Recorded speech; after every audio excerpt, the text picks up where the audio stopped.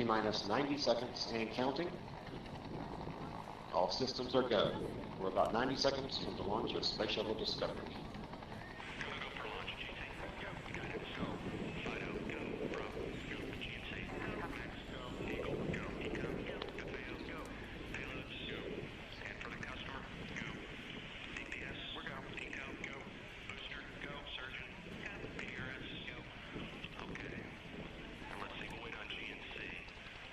T-minus 60 seconds and counting. We are transferring to orbiter internal power at this time. Discovery is now running off its 3 onboard fuel cells. Coming up on a go for auto sequence start.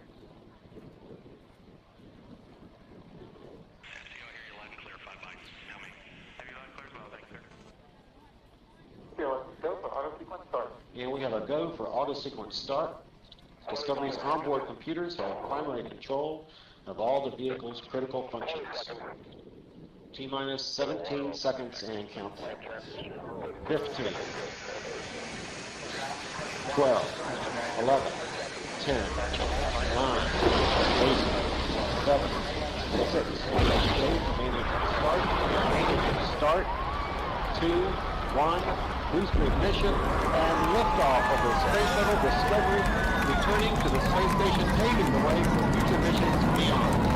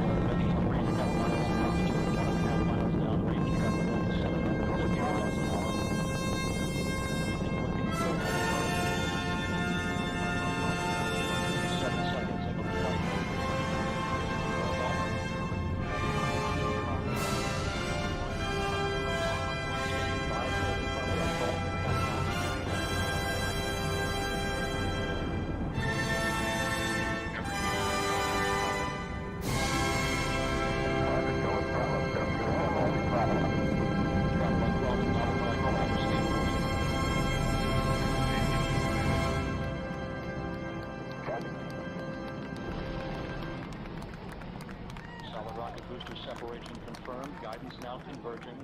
Discovery's onboard computers commanding the main engine nozzles to swivel, aiming the shuttle for its precise target in space for main engine cutoff. Should have a good forward leg now in SM. Okay, you sound good.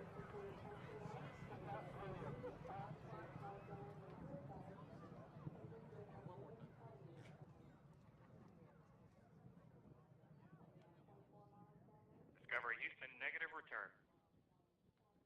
Copy, a negative return.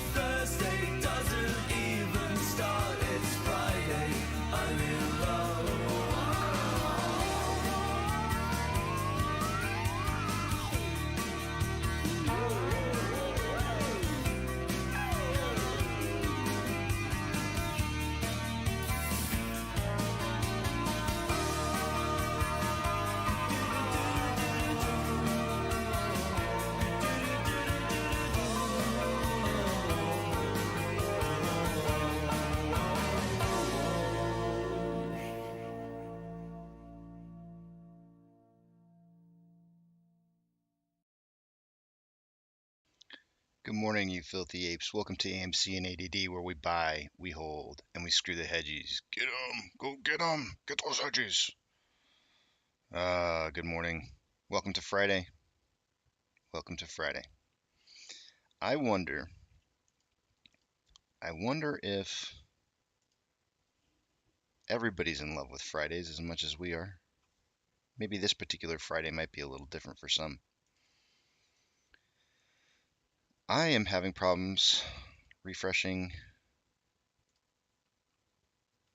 my account on my tweets.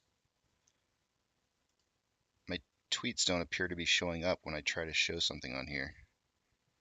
Does somebody want to check for me and see if my tweet is down or something? Like I'm getting into Twitter just fine. I can view Twitter, but it looks like, as far as I can tell,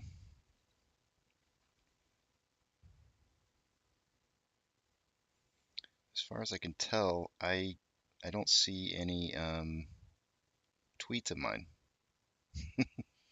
which makes me kind of wonder what's going on. What's going on here? Interesting, because I wanted to show you guys something, but now I can't show you because it was under my tweets.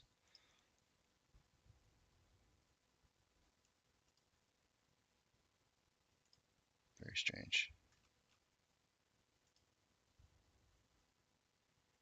Every time I go into my tweets, something went wrong, try reloading.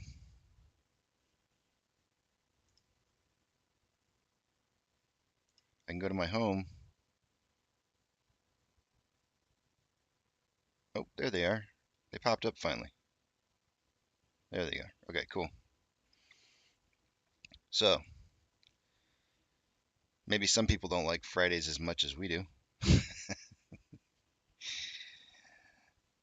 This is just a standard picture here, guys. I'm sure it's not the actual picture of it happening. FBI raids short sellers.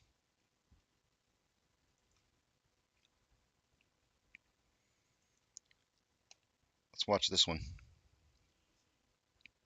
Let me make sure I'm not going to blast you guys out here.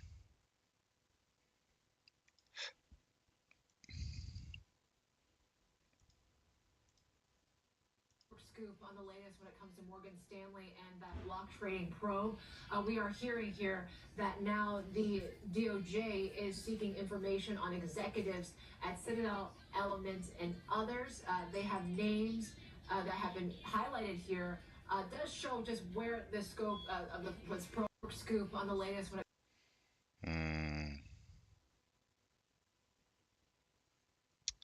Panic, I'm sure, is setting in.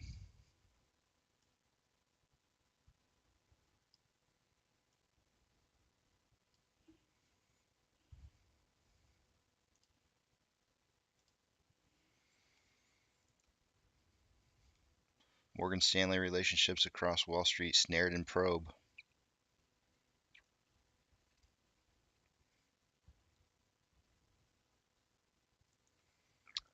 Mr. Grimm, no stranger to our channel here, says, anyone up for a game of dominoes? It took more than a year, but the size of this community, the noise and the DD it generated, the brave few MSM and industry advocates speaking out, and some of the streamers made this possible. Great job all. The floor is jail.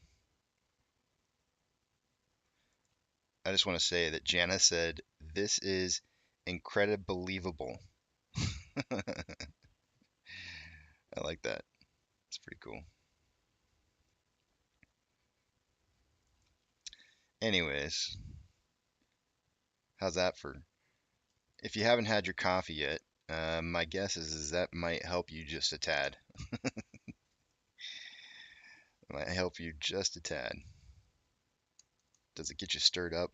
Monty, I got your and then oh yes, Monty's right. Kenny's private jet took off, left the country this last night. Don't know if he's on it.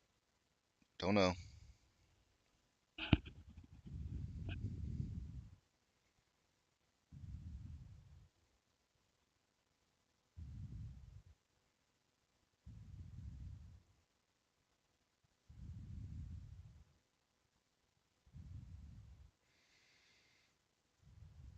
GD says, is this the crackdown we've been waiting for? It might be. It might be. I don't know. We'll see how it plays an effect on the markets.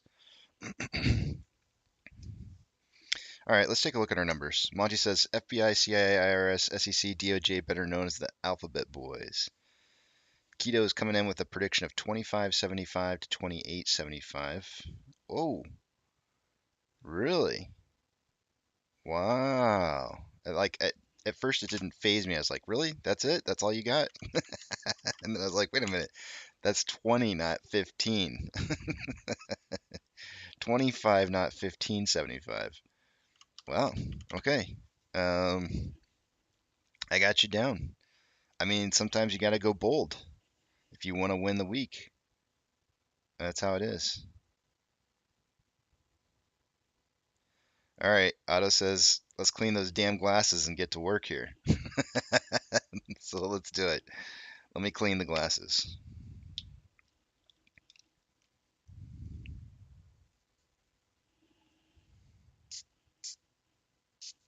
I always feel like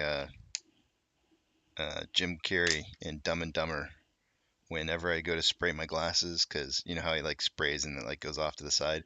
But every time I look at that little nozzle and then I point at my glasses, the very first spray is always misses every single time. And I'm just one of these days I'm waiting for it to spray me in the face.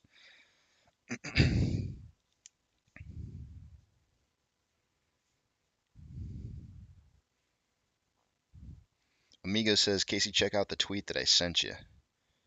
All right, I'll check it out here in just a little bit. Let me go through the numbers real quick first, Amigo.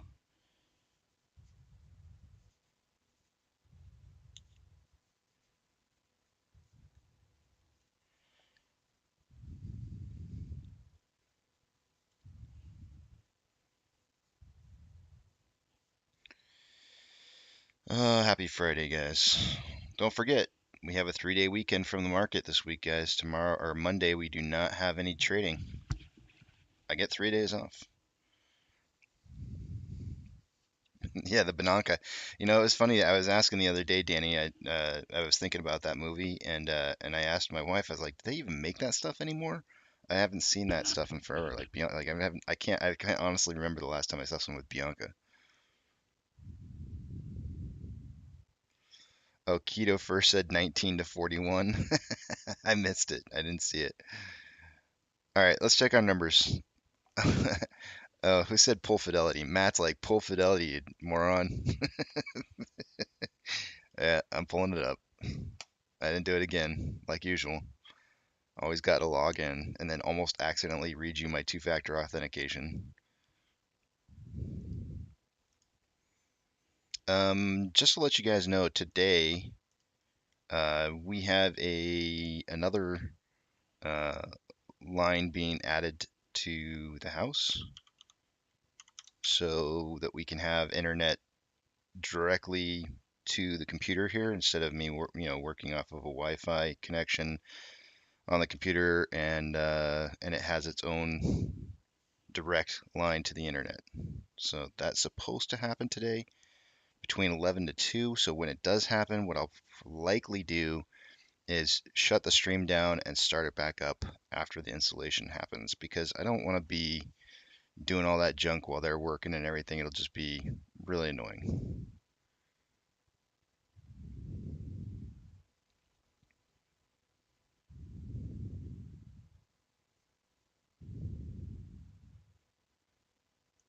All right, Fidelity's updated. Let's take you guys over to the other page and let's see what's going on here. Price prediction tally points. Start with the fun stuff. Let's see. 17 to 20 was my prediction. I got mine. Eric got 19 to 22, so no point for Eric. That's going to help tie things up a little bit here. Keto had 1878 to 2178, so he got a point, which is going to help him out. And Monty had 1847 to 2147, so points for everybody but Eric, making this an extremely exciting week.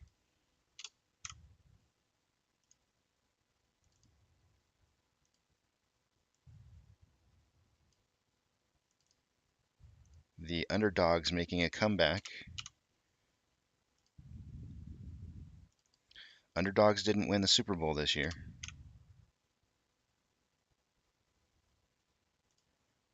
So, think very, very carefully here, Keto. I want you to think very, very, very carefully. What you have here is you have a three-way tie for third place. And you've gotten the price prediction every single day this week. So the question is do you really want to get risky on the last day and go for the gusto? Or do you want to try and do more reasonable and I'll let you change it all the way up to market open, by the way. But you got three guys hungry for the tie. And remember, whoever has the average price after the points are awarded that's closest to the closing price wins. So if your average price, let me just take your average here. What do you got? You had 25, 26. What is that? 26, 27, 25 looks like it's your average. Yeah, I think that sounds about right. 27.25 is your average. So if that's the case, then, or 27-ish, that would be your tie-breaking value. And so whoever's closest to that average is the winner for the week. So think carefully. I'll let you change your number here if you want to. Moving on. Spent enough time on that.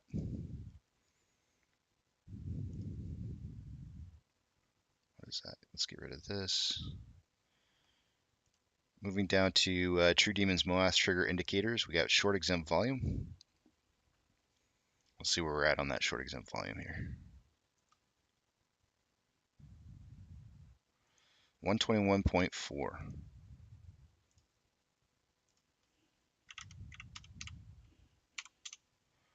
Let's check utilization. Otto's like, come on, come on, come on, come on. Utilization. I can just see him like rubbing his hands. What is it? What is it? 100. Throw those dice. 100. Yes. 9 days in a row. 100% utilization. We had a little bit of an issue with price yesterday, so we're going to be down 3.71, which will reset that indicator.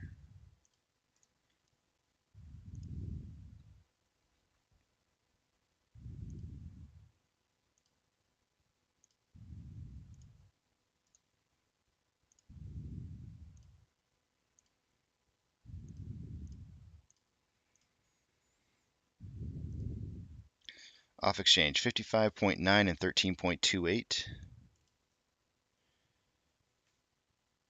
Okay, so a little bit lower by the end of the day yesterday. So, but the numbers were still both higher in both the off exchange and the CBOE EDGX were both higher than the 30-day average.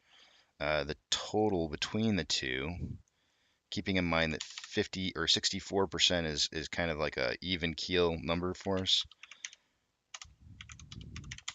We are at 67.04% between the two. So about 3.04% higher.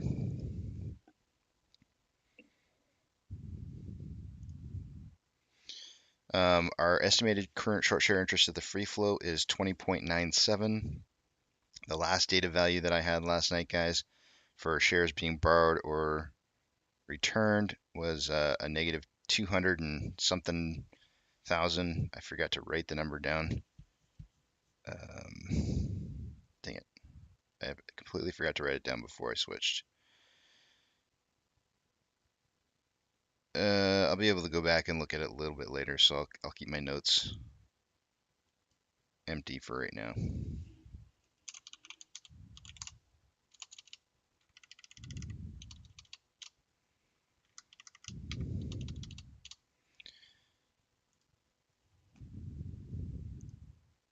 Moving to the top right hand side of the screen, institutional share ownership, 188.641 million was what we saw yesterday. Let's see what it's at today. 188.641, still the same value.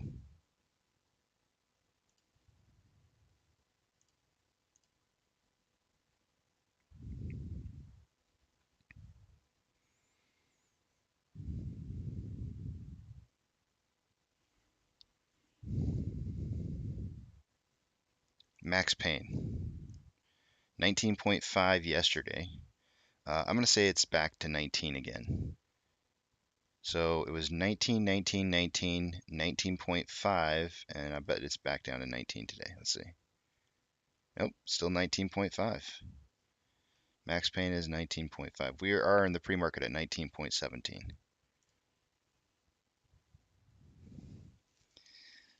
Moving on to the options. Let's see what we got going on there.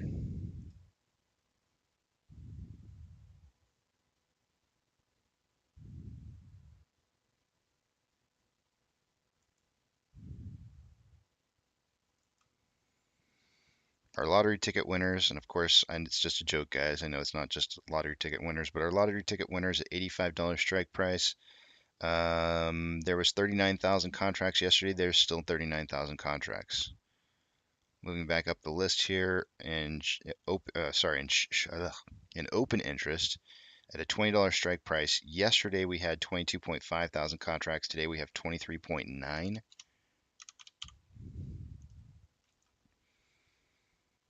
And the highest amount of open interest on the put side is at a $10 strike price. Ouch. Ouchie, ouch. And what do we got there? Yesterday at $10 there was 18.1. Today there's still 18.1.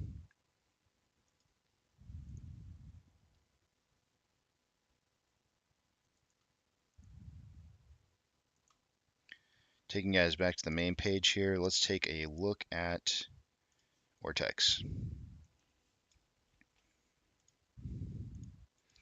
Again, I would do my little calculation with shares on loan to tell you how many shares are available left to borrow, but I can't do that because 100% utilization means that everything that's on loan is what's available. Of course, some of you guys are probably thinking in your head, but Stonko Tracker. Yep, still showing shares available to borrow. I would assume, and this is making an ass out of me, but I would assume that those are probably retail's shares that are being lent out. Any of the ones that are remaining. Actually, I also heard that I heard that only like 75 or 85% of all shares available to lend are reported to Ortex, or 100%, no. Yeah, something like that. Something like 85% is reported to Ortex, so there's like an additional amount that's just not reported. So that could be part of it as well. There's your utilization, 8 days. On loan amount dipping slightly further from 117.31 to 116.53 to 115.95. So just a small dip there, just a little over 600,000 shares on loan difference. Actually, let me keep that up there. Here's your estimated short share interest of the free float. Taking a little, actually almost kind of went sideways there. It went from 21.02 to 2097.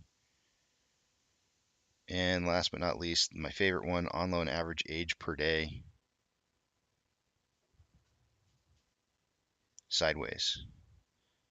70.39 to 70.37.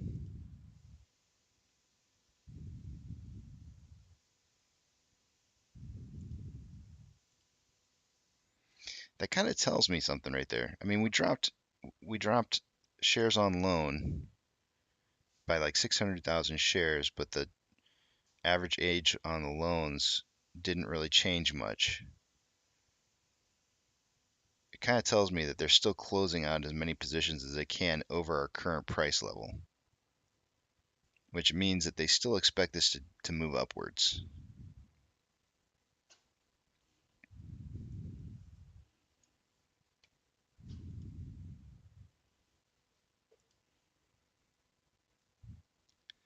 Last night it looks like mixed market reactions. Some red, some green. Mixed sentiment.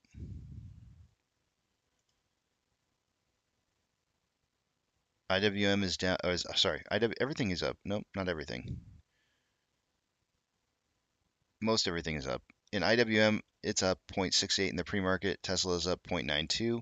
Amazon is up 0.71. Cinemark is down 2.19.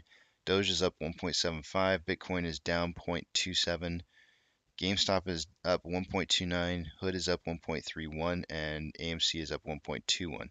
Just want to see something real quick here with Bitcoin. Looks like it had a little bit of a problem yesterday.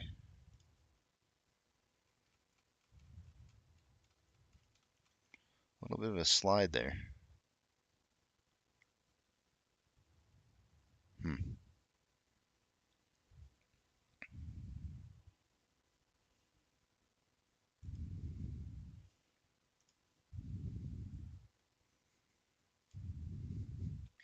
Our total inflow versus outflow, there's a $3 million difference, and it was more towards the outflow than the inflow. So far this morning, we only have 26.73 thousand shares having been traded so far. We'll wait and see what our pokey stick of volume looks like here in 32 minutes. On a daily interval, this is such a classic looking like little scoop.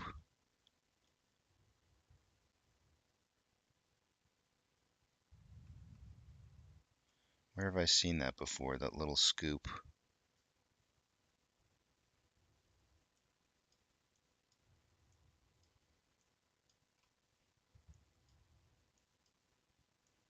Can't quite place my finger on it, but I feel like I've seen that scoop before somewhere. I don't remember. I know I've seen it somewhere. Where have I seen that scoop before? Weird.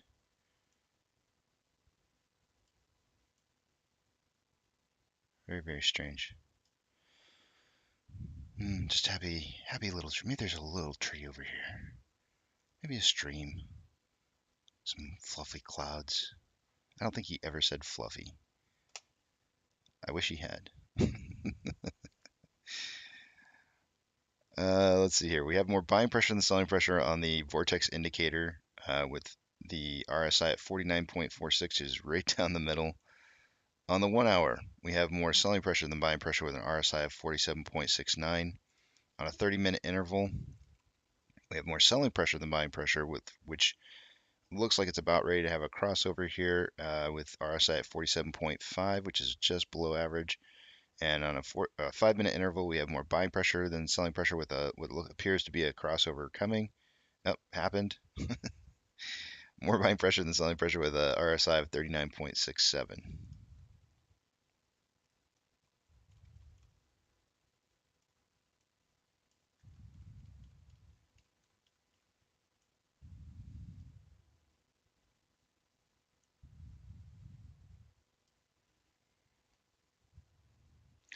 And with that, those are the morning numbers.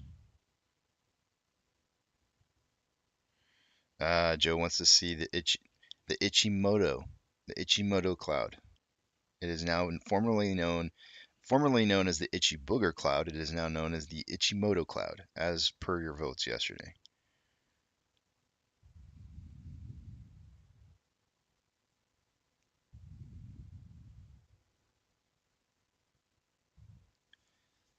Is Adam Aaron promoting 1 million a share?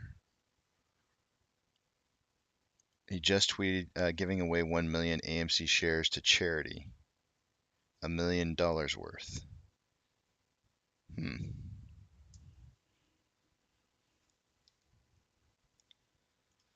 Why is it that when he tweets and I have notifications set up, I never get them?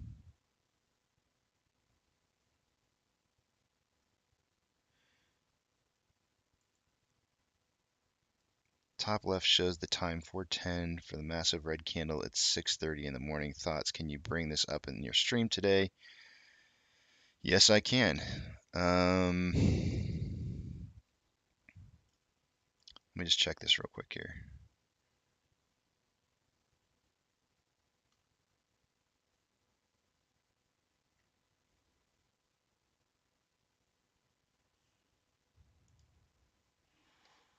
This one right here. Is that right? 410. That's not the one. It's 4.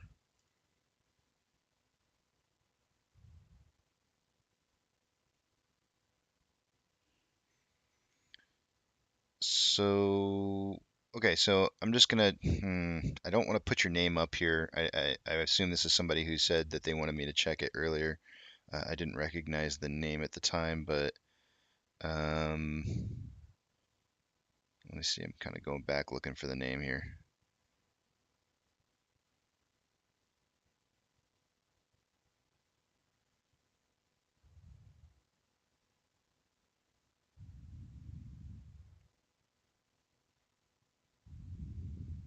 Amigo.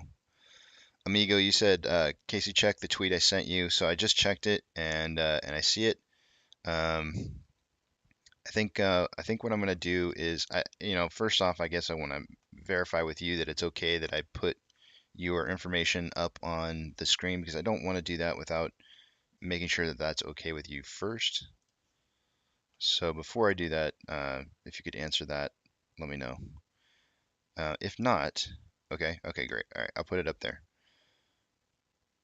So let me show you guys this. Actually, I guess, yeah, here it is. It shows your information on the right-hand side. I thought, oh, look, it doesn't show any of his information. Nope, here it is. This is why I always ask first. So let's see here. So the question is second try. Top left shows the time at 4:10. My assumption on this would be is that's Eastern Standard Time. Typically, it shows you the Eastern Standard Time when it's trading. Top left shows the time for the massive red candle. It's 6:30 in the morning. Thoughts? Can you bring this up in your stream today? 4:10. Let's check it out. Let's check it out here. I'll do the Ichimoku here in just a second. Let's just try and figure this out real fast. If I had to guess,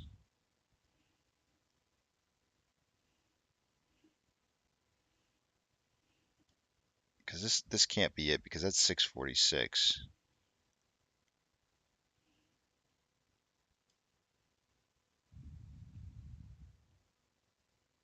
It's maybe this one. Yeah, it's this one right here. On mine it shows up as 6:06. Now let me just try something here. If I had to guess what this is, I'd say it might. There's a possibility. No. We got 3 spaces. 1, 2, 3. It kind of looks like it. I'm not showing the same thing on mine.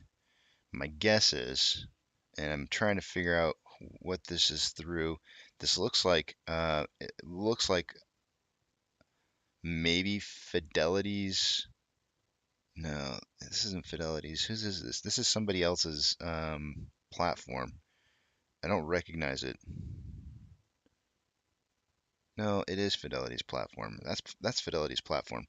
So Fidelity may be showing you actual transactions that occurred in the total market versus what Webull shows, which is just what's exchanged on the lit market. So you may be seeing volume that occurred through the off exchange.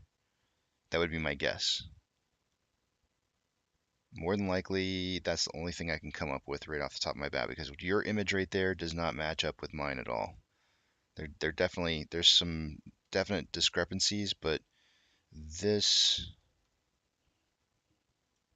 is basically what you're showing right here on your screen compared to mine.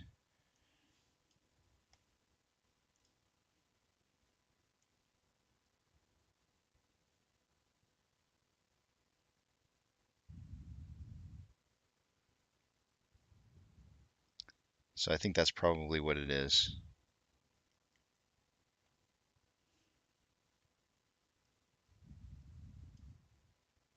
Kind of guesstimating there. I'm not 100% certain what it is, but we're not showing the same information, that's for sure. And if you look at your total volume for the morning so far, If you could write that in the chat box, that'll help me to potentially identify why that may be. If you have something higher than 30.3 thousand shares traded so far, then that's probably likely what it is.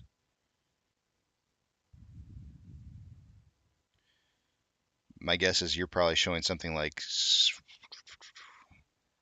70,000 shares traded so far, if I had to guess, just because I know how much they usually like to stuff into the off exchange.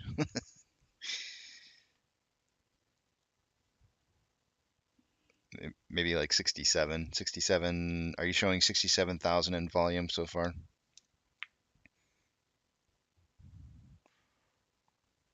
While you're putting up your answer there, I'll put up the itchy moto.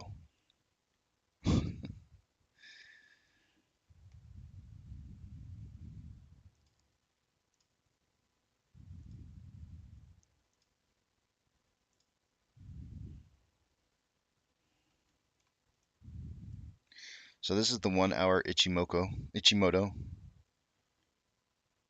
No, your total volume. What's your total volume traded so far for the whole day today? Everything in the pre-market. What do you have? I've got 30.47 thousand. I'm guessing you're probably going to show around like 67, 60, maybe 65. The glitchy moto.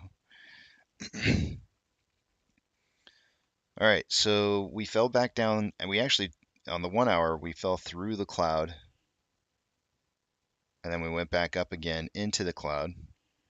You can see that the baseline is above the conversion line, which is not what you want. You want to see conversion line above the base. And the lagging line has fallen below the price line.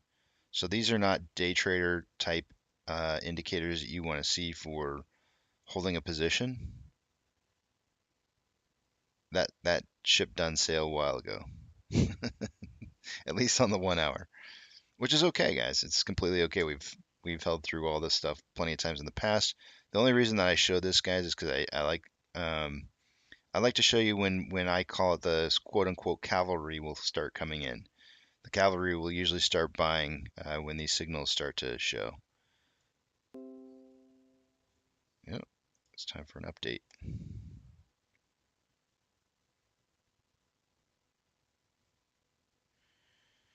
4:10 p.m. Oh, p.m. I was looking at a.m. You said 4:10 p.m. Hold on a second. I didn't see that. Let me go back.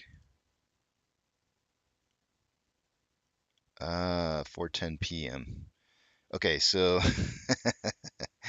okay, so the reason I didn't key in on this is because typically speaking, I do military time. So I didn't recognize that time at all. We'll have to take a look at. I'll take a look at it again here in just a second. That changes a lot of things. It's like 10 minutes after the end of the day. So I'll take a look at that again here. Give me just a second. I'll take a look at the 4-hour Ichimoto, and then we'll go back to it. On the 4-hour Ichimoto, we have lagging line again. It went through the price line right here. Baseline is below the conversion line, which is a good thing. But the price is touching. Well, first off, the lagging line's touching the price line, which that would have been a heavy sell indicator. And then you have price into the baseline here, which is definitely a sell. You had it back here as well. So, I mean, it wouldn't take much for us to get into a buy signal though, because we've already passed through. We've passed through the price line, and we're actually above the price line right now on the lagging. So if we had like a sharp increase in price today, it would need to stay above 1964. Let me just make sure that's right. Yeah, we would probably need to stay above 1964 in order for that to be, in order for that to start to become a buy signal.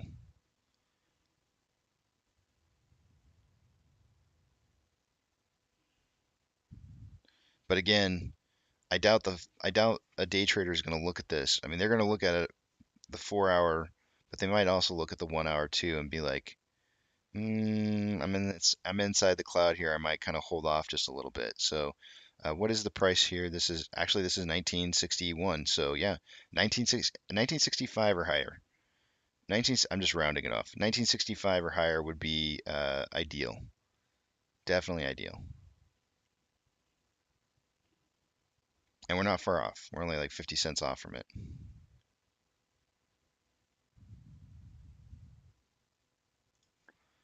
All right, let me check your timestamp here for 10 p.m. So I always do military time just because I've worked 24-hour companies my entire life, and well, most of my entire life. And so we always use military time because it throws people off when you throw in numbers like that. So it just kind of threw me off a little bit there. Let's see. Still throwing me off. So 1610. So it looks to me like this one may be.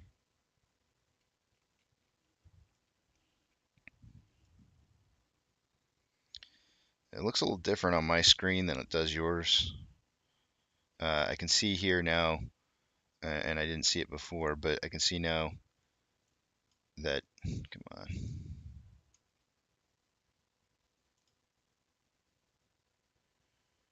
Grr. There we go. I can see how the end of the day is right here, where the after hours starts. So it makes more sense now.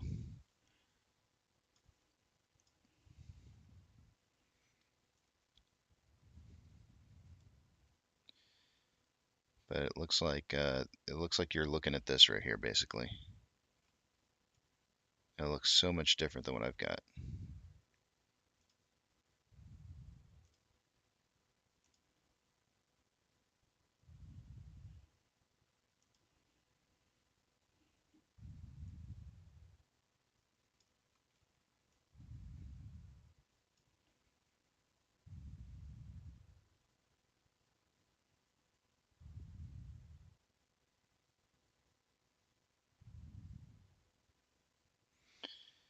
Yeah, I don't know.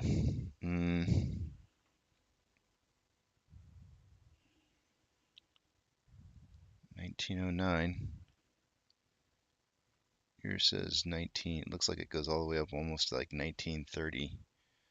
6-4. So I'm assuming now I'm starting to assume that your patterns, your time is off there. So you're showing your time on yours and not necessarily. So 410 could be like, I don't know if you're East Coast, West Coast. Let's just look at the timestamp here. This is throwing me all off. What do you got here?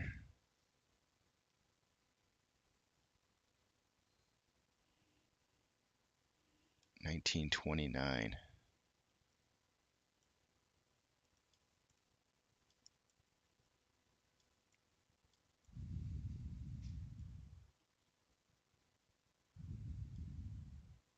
This is it right here. Maybe. All right, I got it now. I'm with you. I'm tracking. See, it's real easy to, yeah, this is you really should, whenever you're trading, guys, you should always keep your time set to Eastern Standard Time, because that way you're comparing apples to apples when you're talking to somebody. Try to keep your timestamp set uh, to monitor East Coast time. So let's see here, 410. So your 410 is 19.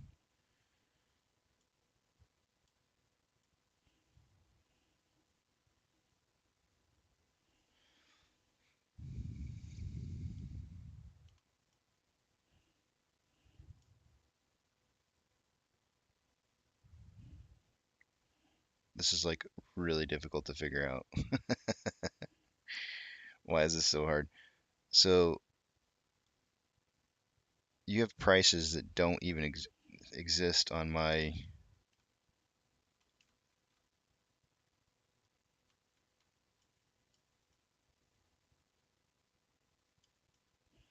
because I can see that you clearly have prices that are up and what appears to be, I'm looking at it really hard, but it looks like $19.35, and I don't have anything that even comes close to hitting those points. Well, I guess I do right here.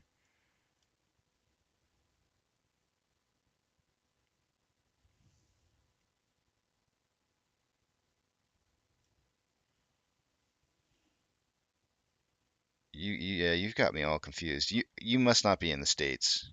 You can't be in there's no way, because what am I looking at? What's the date on this? 18? Yeah, you're not in the States. All right. It's really difficult to figure out your chart when you're going by completely different time zone, but I think I've probably narrowed it down to 6 a.m. my time. But this is probably what you're looking at right here. Yeah, that's it.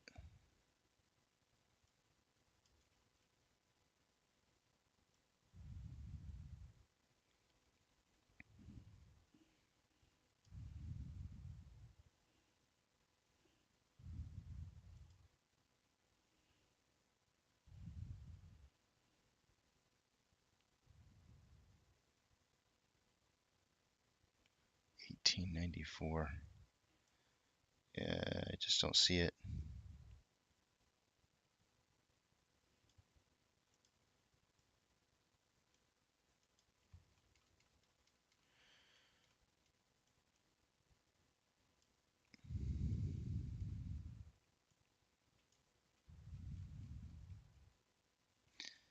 I don't see anything because I see that the low on yours is 18.94, and I don't see anything like that on here. Here's an 18.93.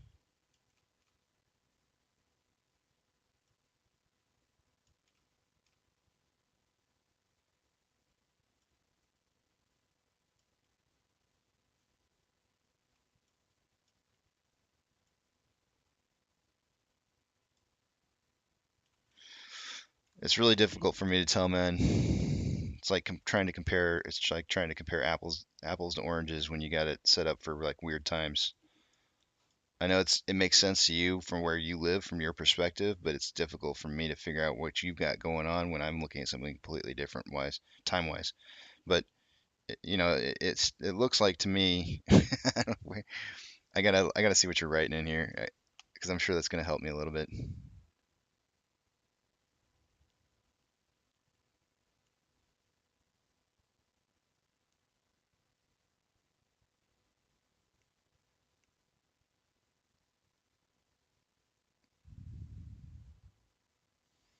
Yeah, I don't know. It's difficult for me to find what you got. It's really difficult for me to find it.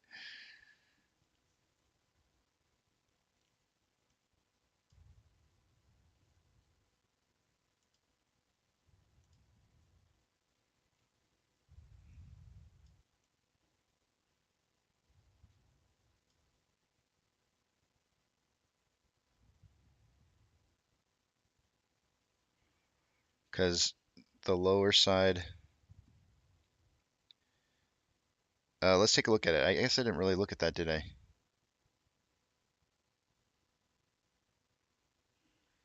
Why did I not look at that? Oh, I didn't even pull up Fidelity. Hold on, let's look at Fidelity too. Orders by Fidelity customers. We don't have a whole lot of volume, which is pretty evident. But AMC is 19th on the list. Yesterday we had a 68% buy to 32% sell ratio, which is not bad at all. I don't see GME on the list here.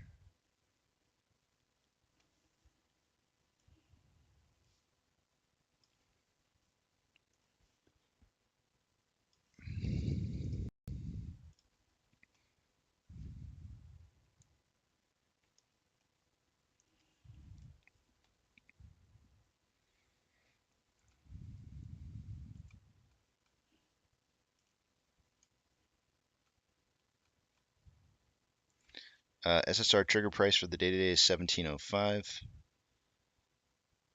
It doesn't look like there's a whole lot of shares to borrow, but there is. Don't forget about your ETFs. But you're right, it is definitely dwindling down pretty quick. The fee is back up to 0.8%. I did not look at what was borrowed earlier this morning. I could go to last night and see what it was last night before we ended. Give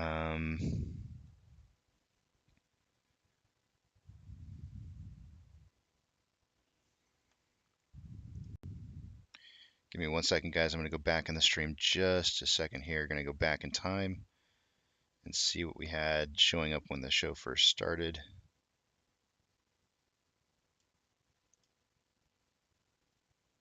Yeah, it was only 500,000 shares. So 600,000 shares there.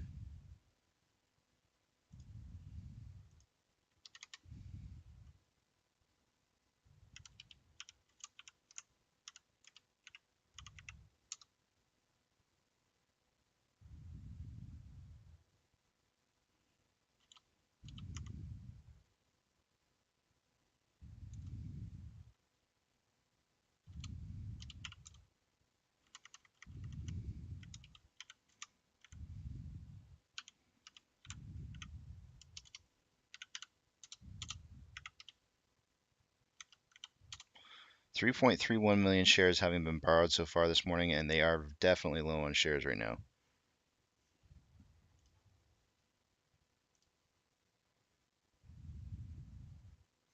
Total amount of shares borrowed yesterday was 2.45.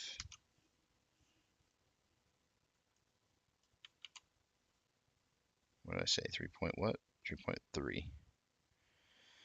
I'm at around 3.3 a little bit here. I'm just gonna actually it's 3.31, but I'm just gonna call it 3.3 million. We have 29.1 thousand contracts in the money on the calls, 111,000 contracts out of the money on the puts.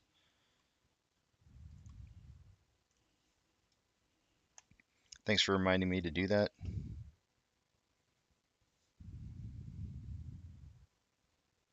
Legendary member, I appreciate that. Lou got roasted last night.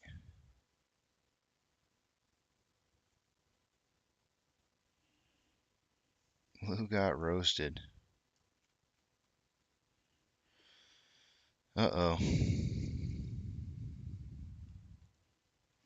It's gonna happen, guys.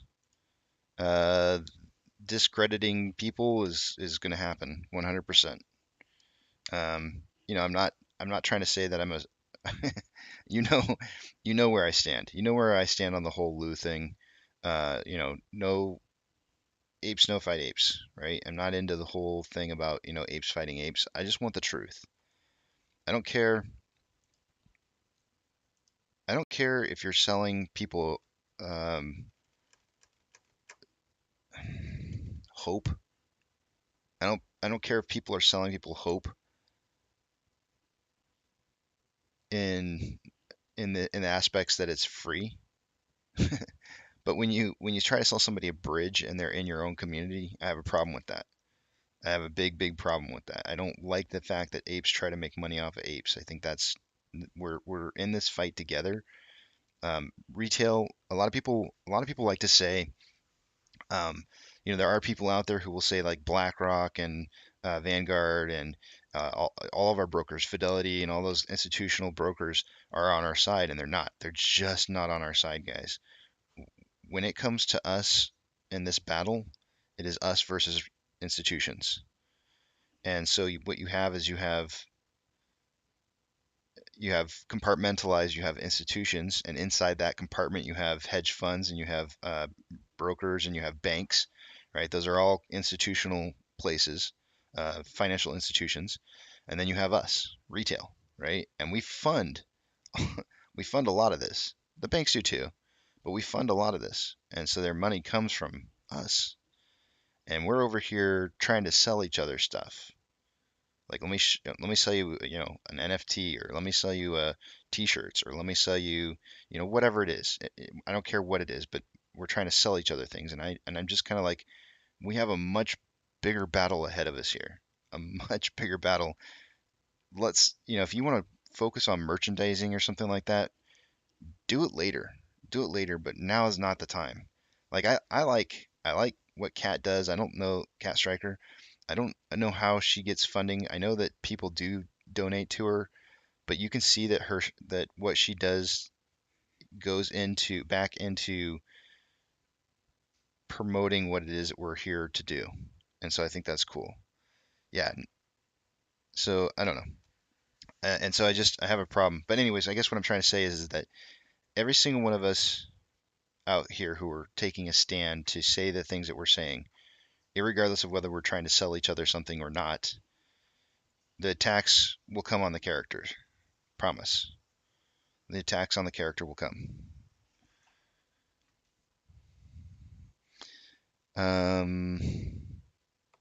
They come. They want to discredit the people, and they'll find ways to do it. Absolutely. Did I say irregardless?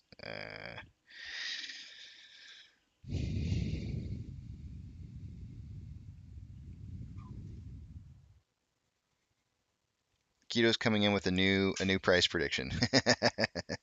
Keto wants to win his first week on the job. I understand that.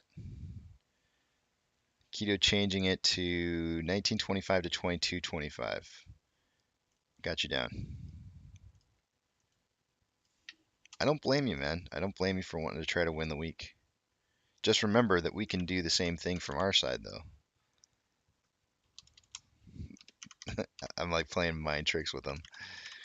We can do the same thing from our side. We could say 20, knowing that you put 22.25, we could say 22.20 or 22.30, and go over the top of you and then hope for the best. I wouldn't do that to you. I think it's wrong for me to sit there and look at your guys' prices and then make a choice myself. So I always try to just forget what it is you guys are putting in for prices, so I just try to go with what I see.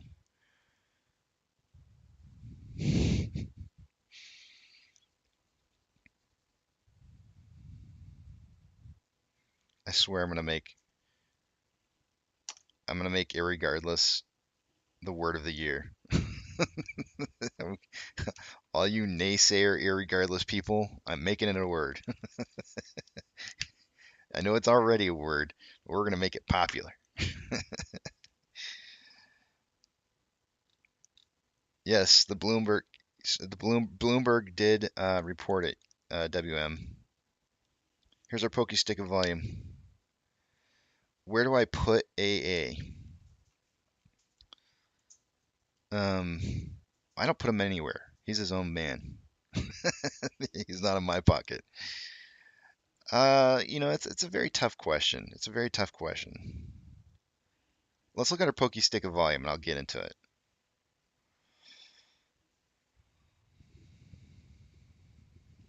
73,000 shares having been traded prior to the pokey stick of volume. Pokey stick's looking like it's going to be about 40, which is going to put us.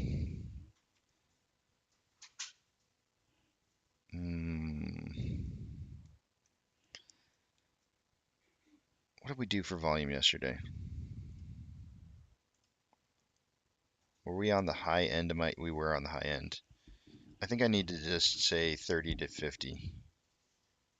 I just need to stick to 30 to 50.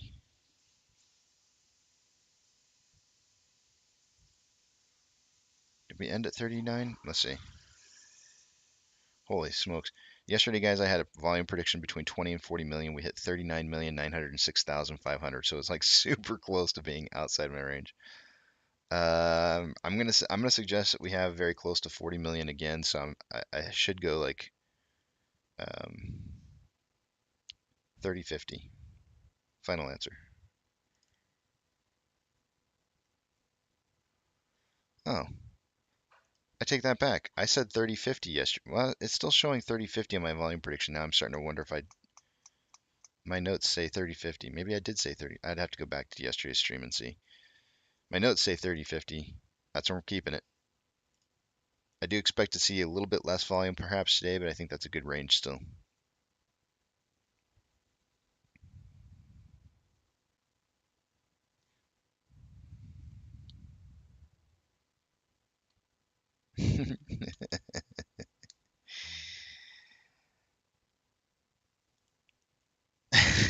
You guys. All right. So this is a serious topic. I really feel very, very passionate about this topic about where do I place Adam Aaron, as far as, and I'm sure and that's in regards to the retail and institutions. And I think um, you have to place. He's not retail. I'm sorry, but I can't place Adam Aaron inside retail. He's kind of in an in-between place. He's neither for retail and he's not really for institutions because but he has to work with them. He has to work with institutions, but he also has to work for retail. But his number one priority, and this is not just Adam Aaron, this is any CEO, their number one priority or number one goal or objective or duty. That's what the right word is, duty. Duty. He's doing the duty. His number one duty is to the company first and foremost, 100%. It's like when you it's like when you tell somebody that HR, human resources, when you tell somebody HR is not for you, they're not for the humans, they're for the company, they are. They're not for people. Even though it says human resources, they're not there for the people, they're there for the company. Very much like a CEO is. A CEO is not there for um, retail investors.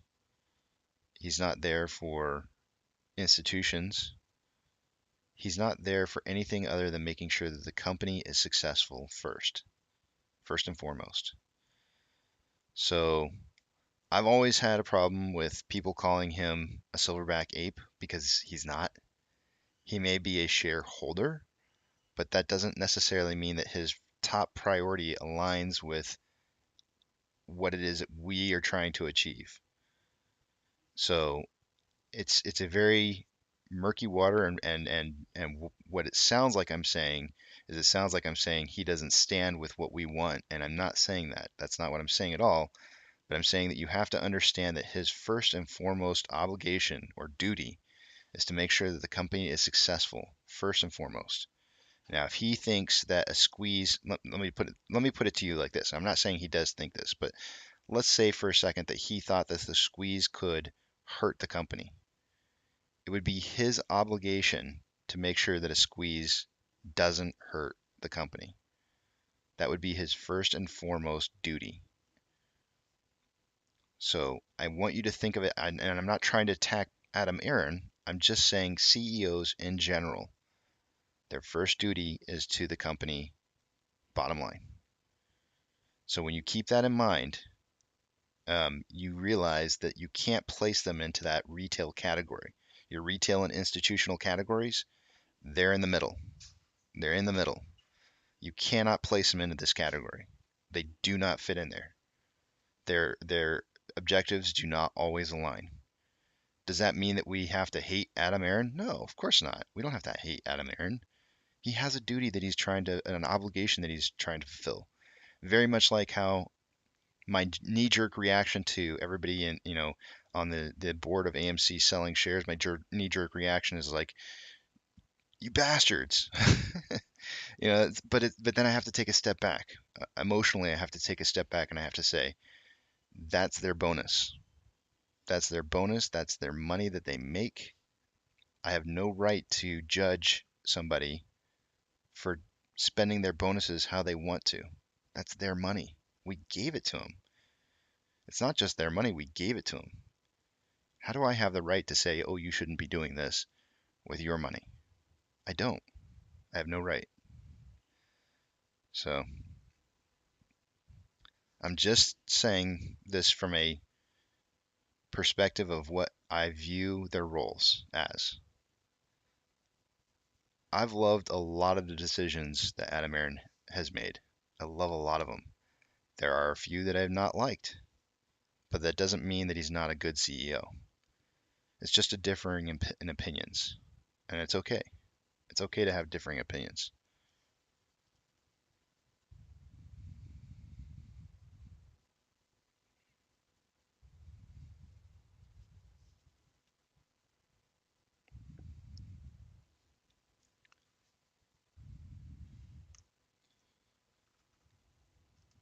And by the way, I really didn't want to mention this. I really didn't want to mention this because I don't view this as a war, as it was said.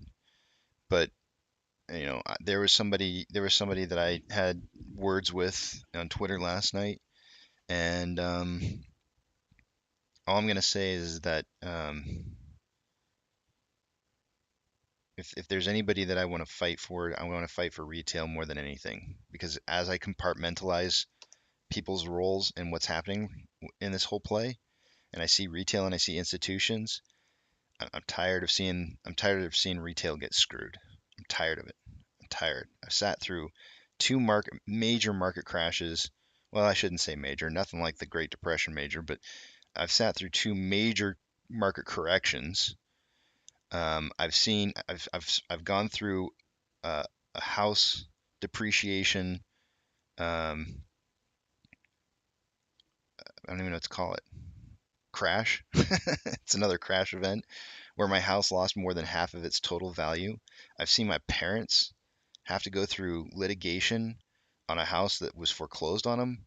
I've seen people everywhere. I'm just talking about me and my family, but I see people everywhere in retail hurting from the decisions that are made in institutions that affects retail in a way that where it hurts them and their futures and their life savings. And I'm tired of it, man. I'm just really, really tired of it. So if you guys see me try or saying things in Twitter that makes it look like I'm trying to start a fight with somebody, I'm not trying to start a fight. I'm not trying to start a fight at all. I promise you. I'm I'm simply trying to make people aware of possible situations that could impact them so that we can have the most amount of success as possible.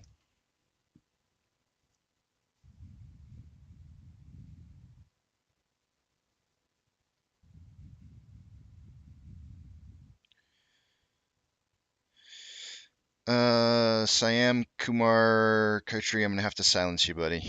I'm gonna put a silence on first, just because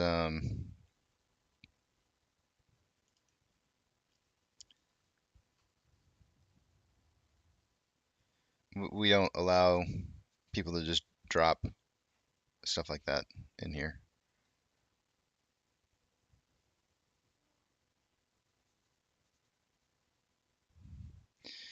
Bjork says, "Do you feel like the shit is about to hit the fan for real now in light of the news coming out?" I don't. Do I still have that on the? Okay. I don't. I don't know. It's a great question.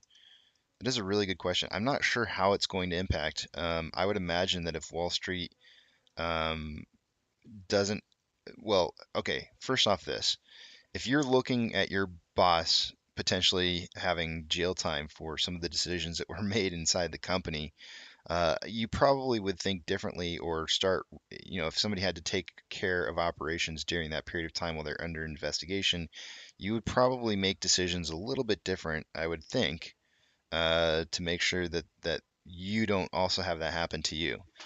So whether or not we see a change in the market and how the structure and how it trades will remain to be seen.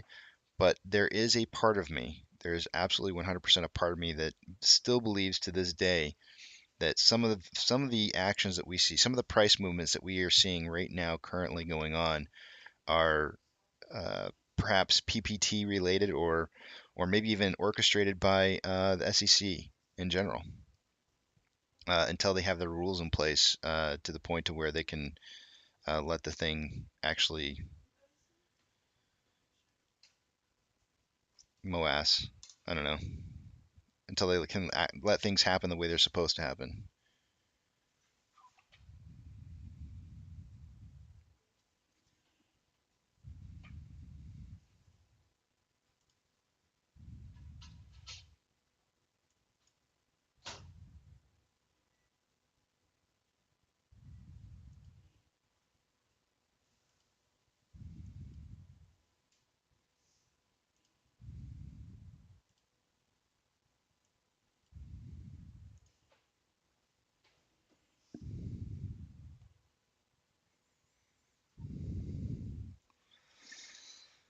I do think GD, I actually really do think that's part of it.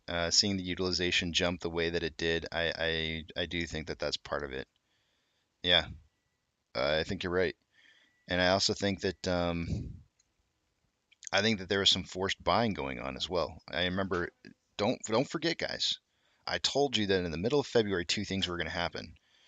The first one is that I told you that we were going to see uh, sold off positions reported by institutions, and then you would see news media and reports saying that institutions had like an attack off of that information from the news. Neither of which have happened, right? And the reason for that is that when we went in and started looking at what the filings were, the actual filings were they sold their positions, like I said, but then they created a method in which they didn't have to report how many shares they actually had um, on loan while they had sold out of their positions. So we're not seeing that. And in fact, all we've seen is just an increase in institutional share ownership by over 50 million. I have it written down. It was 100 when I first noticed this, and I started telling you guys this. I wrote down the institutional ownership. It was 138 million shares. We just set a record high on 215, which is in the middle of the month that I told you guys, and we now have a new high record of 188.7 million shares in institutional ownership. That's exactly 50.7 million shares. So I think, and then we saw utilization start driving up very shortly after those first 13 Gs started getting filed. And my suggestion is institutions, probably the long institutions that I reported about, Vanguard, BlackRock, maybe Jane Street. I don't know. We'll see. Probably went out and started buying a whole bunch of shares that they were supposed to have bought that they sold off and didn't report in from last year because they're almost at those numbers. Because when I added them all up, I think the number came out to about 83 million shares that they had sold off, but they didn't buy back into. So we're off by about 30 million shares right now. They still need an additional 30 million shares, which part of that could be, and I'll just throw it up here, could be the securities lending that occurred right here. Just so having happened to have been on the day where utilization spiked up. So my guess is, because if you look at this number here, this number is 70 million shares. That's awfully close. That's awfully close to the 83 million, or yeah, I think it was 83 million shares that they sold off last year. So it's almost like, and I'm not exactly sure where securities volume comes from, but it's almost as if they loaned out these shares to replace what it was that they had sold off from last year, because that is just an awfully big spike.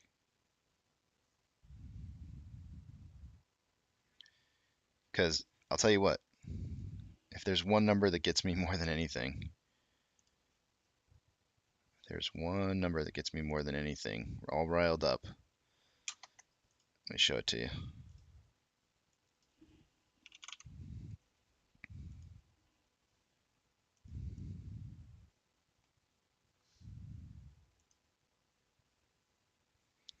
When you know that institutions sold off 83 million shares last year, and you see this, come on, pop up.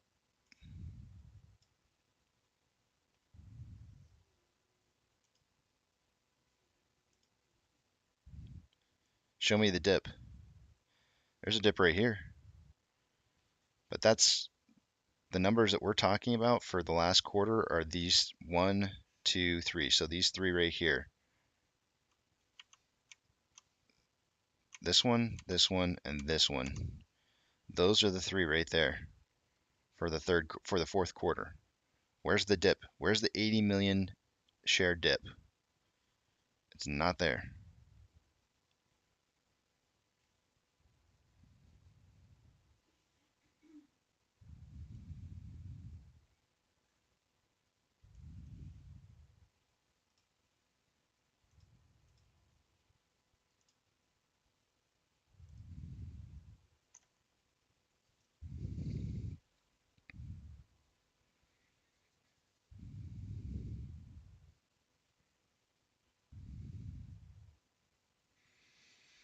I don't know, Philip. I don't know that the SEC necessarily influence prices, but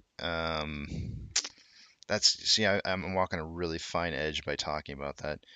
I think that they can well, look, we saw the SEC, well, actually it wasn't the SEC, it was the DTC had an influence on several different brokers last year to take away the buy button. So you ask, how do they have an influence? And I say, there you go. There's an example. They were explicitly involved in, actually, it may have been the DTCC. They were explicitly involved in, or was it the NSCC? I'd have to go back and look at my notes again, but I can't, it was one of those. It was one of those agencies that basically, negotiated with certain brokers to reduce their margin requirements, and so they agreed to take away the buy button for a reduction in their margin.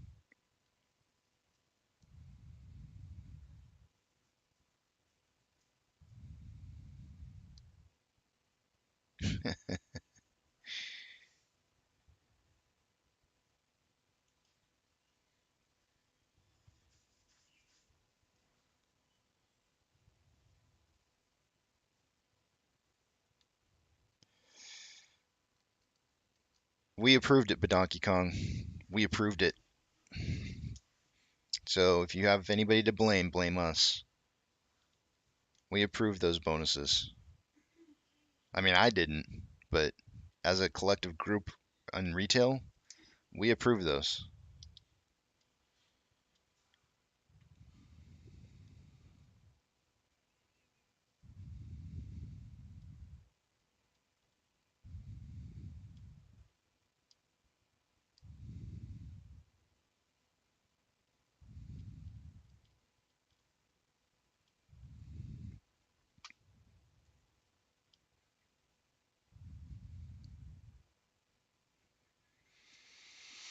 Trey's going through some stuff, guys. You know, I'm real partial. I've given Trey some shit in the past, but I'm real partial to him. I really genuinely feel like his intentions are best meant for the community. I really do feel that way.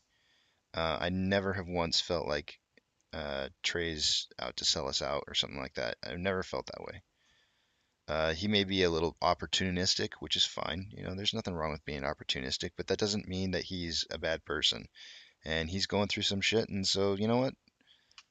Don't let the attacks on him.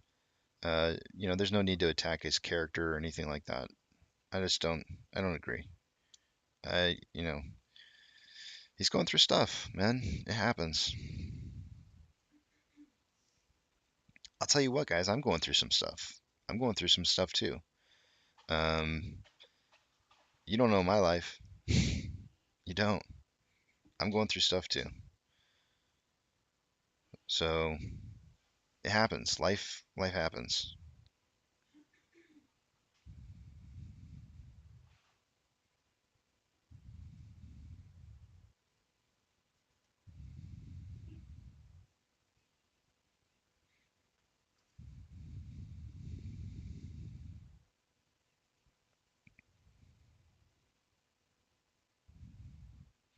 But Donkey Kong, that's exactly what I said, right? I'm 45. I'm 45 years old. When I first saw Trey, and the first time that I ever started watching his videos, I want to say, I don't even remember when it was. I want to say it was like February or something like that of last year. When I first started watching his videos, I was like, man, this kid is smart. And he's 24 years old, and I'm like, I wish I had this kind of gumption when I was that old at 24. Maybe I did, but not to that. I mean, he's a whole nother level, a whole nother. And I'm like, dang, this kid's smart. But the one thing that went through my mind the very first time that I thought this, the very first time, was when he had that interview with Adam Aaron. No, no, no. Jordan Jordan Belfont or Belfort or whatever his name is. I think that was the first interview, wasn't it? I think that was the first interview. And when he had that interview, I was like, "Ooh, he's getting eaten alive." I'm like, "You need to come up with some." Yeah, I really wish I could have like been there to kind of coach him through some stuff because I would have told him, I would have given him some constructive advice, I think. But let me tell you, he's doing things. Trey has done things that I've never done in my life. He's done things, and they're amazing. So you can't take that away from him.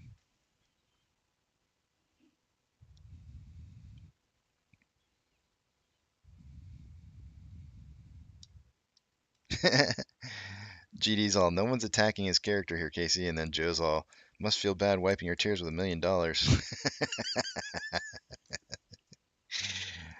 I tell you, there are people. There are people, GD.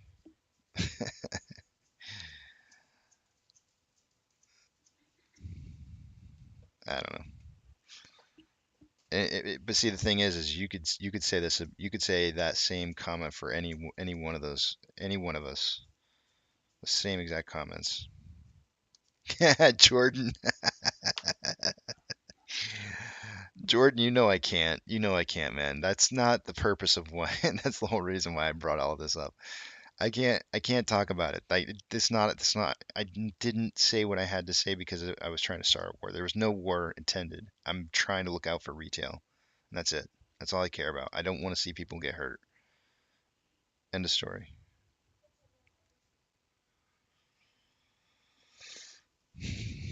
But I'll tell you what, though. I appreciate you guys having my back. I do.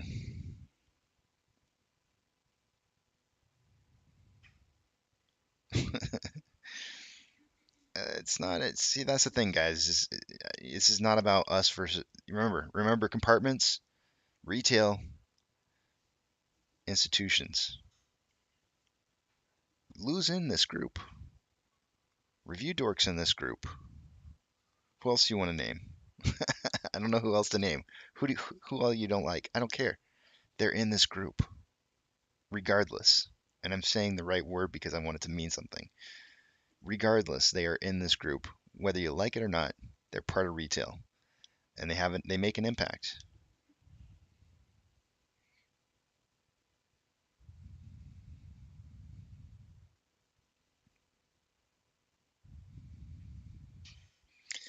What does it mean if the 80 million dip isn't showing? That's a great question, Alex. I can't wait for the DOJ to tell us. I cannot wait. That is a great point. I wish I could tell you the answer. I really wish I could, but I don't have the answer for you. I'll let you make your own assumptions.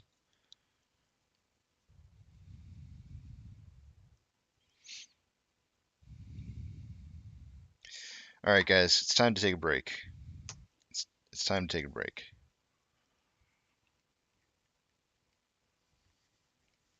Just remember that though. Just because I have a disagreement with somebody in the community does not mean that I want to attack them personally. It's the ideas I'm attacking. I'm not attacking his character unless it needs to be attacked. But I'm attacking the ideas. I'd rather attack the ideas than the character because overall the character has done good things. It's the ideas that are lacking. So, and I want people to think about that. I want people to think about the ideas and what the ideas mean and what the ramifications are of those ideas. We have to grow noodles. They don't grow on trees. All right, guys, I'm going to take this break here.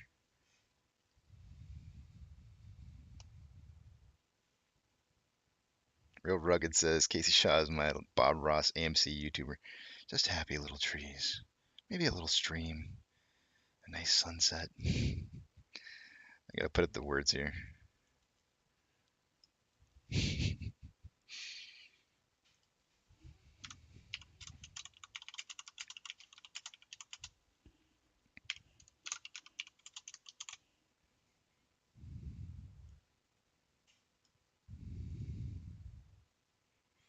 Maybe a little happy shares. Maybe there's a DOJ agent, with some handcuffs and a plane flight. Oh man, I really want to know where I want to know if Kenny was on that plane. I really want to know if he was on that plane. I want to know where he went to. I'm sure everybody knows by now. I haven't looked that up yet, but all right, guys. I'm gonna go to break. I will see you guys 15 minutes before market open, and we'll start our Friday. See you guys in a little bit.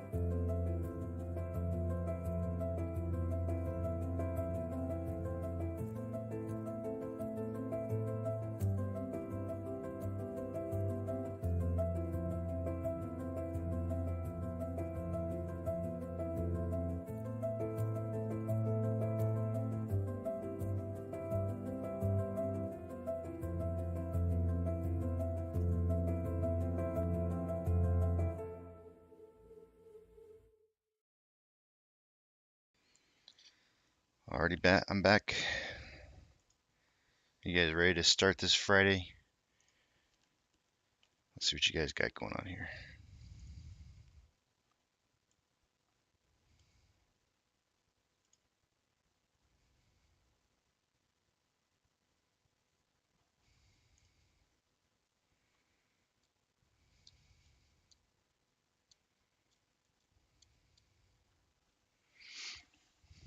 I'm reading through what you guys are saying.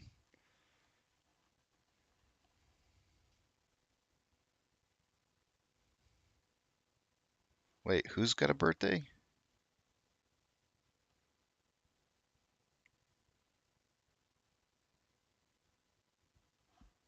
Remtac?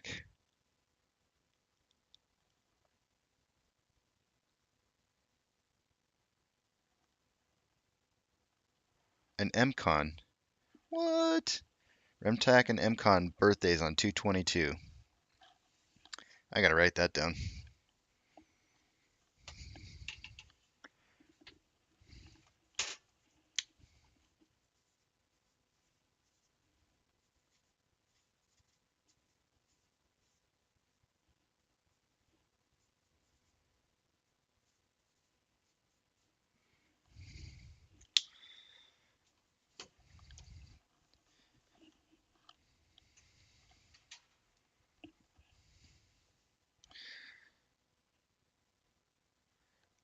Hey, happy birthday, Justin. Happy birthday today, man.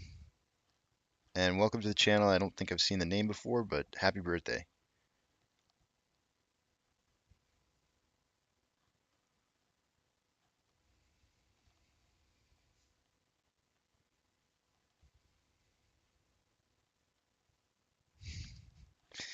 My Alexa should notify me on Tuesday. How did you make that possible?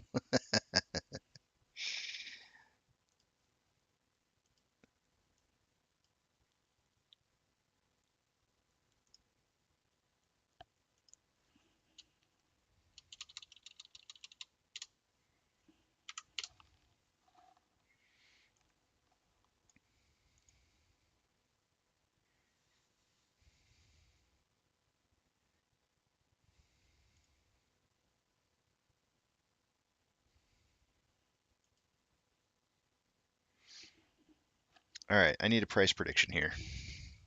Just for fun. Just for fun, but really, really serious because Keto's about to walk away with the week on his first run. And you know, we just can't have that, Keto. We got to try to get you here. Let me think here. What am I going to pick for price for today? What was our 7 a.m. pokey stick of volume? It was red.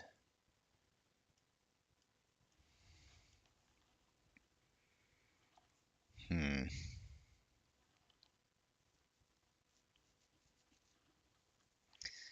think I'm going to go 1720 again.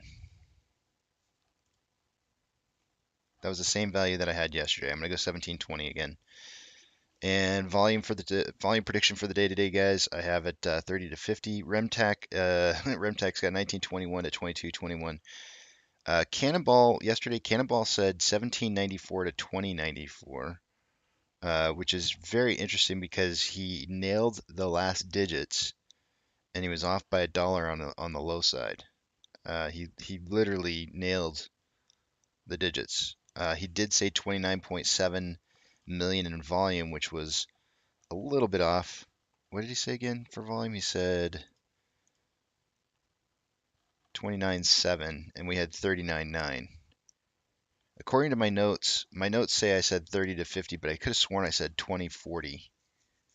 I could have sworn I said 2040, and maybe I just didn't change my notes. I'd have to go back and look at the beginning of the show yesterday, but pretty sure I said 2040 because I was waiting because I thought, oh man, it's not going to drop down to 40, and it came in at 39.9. I was like, whew, just barely made it in there. But today I'm doing 30-50. I think we'll have very similar volume today, perhaps.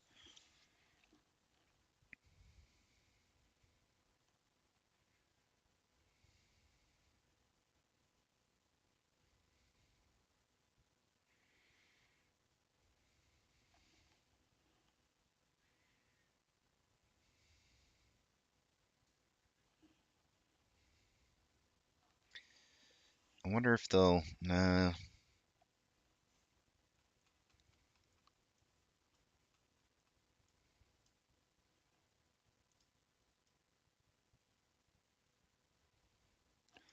Let me just look at something here real quick, just to make sure I'm going to finalize my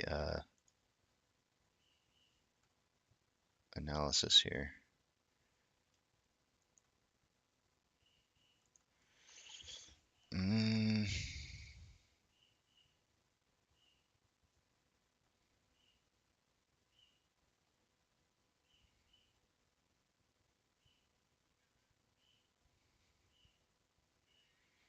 I really feel like for the most part, we'll probably close pretty close to what we're at. Like just under, because 1950 is max pain for the day-to-day. So if I had to guess, if I just had to guess, I would say that we would probably close like really close to just under like 19. But I'm giving myself that 17 just to kind of count in the potential drop to trigger SSR in case they go for it. SSR for the day today, guys, is 1705 as you see on the screen. I need to move the bar.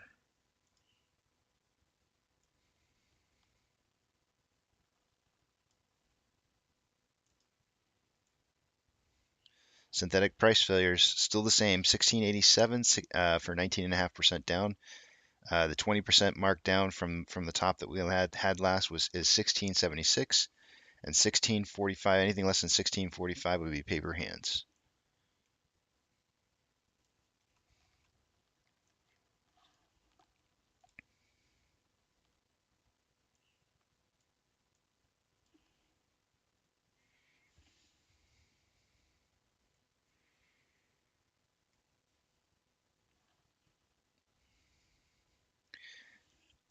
I went onto Twitter. I went onto Twitter a little bit before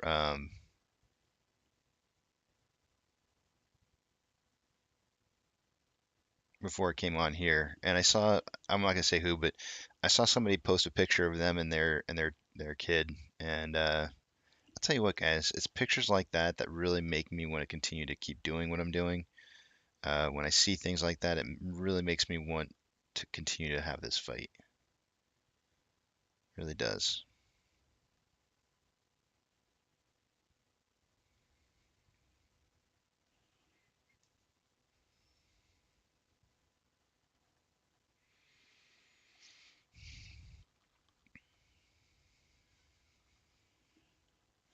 Let me check out the news real quick here and see what we got going on.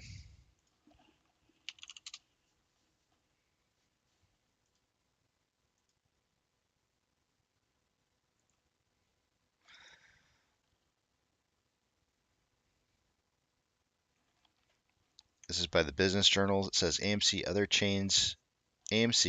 chains pandemic recovery boosted by more films from Hollywood studios. And that's from the Kansas City Business Journal. The Business Journal also reporting AMC Entertainment Holdings survives pandemic with help from meme traders, financial moves.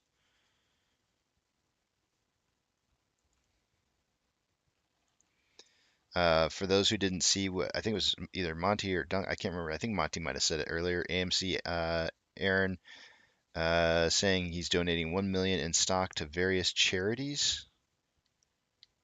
Chief Executive Adam Aaron tweeted on Friday that he's donating 1 million in currently owned stock. So if you look at his current holdings, let's see, what does he have in here?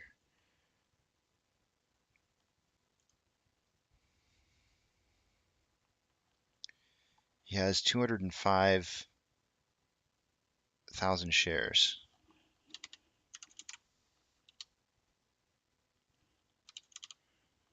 If I were to just multiply it by the ending price of, oops, that'd be basically a third of his shares. I just kind of did the quick rough math on it, but I think that's right. Let's see, 205.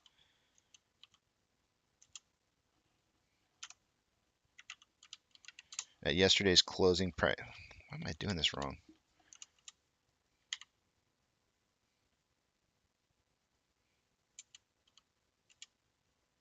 That's not right.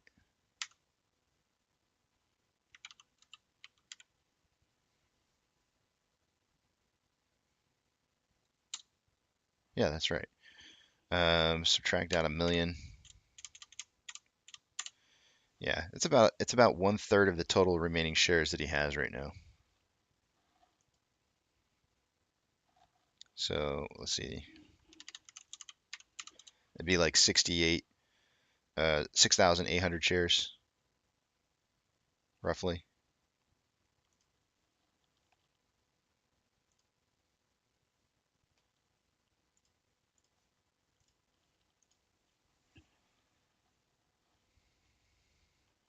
That's what it says, Sammy. It says he's giving $1 million worth of shares to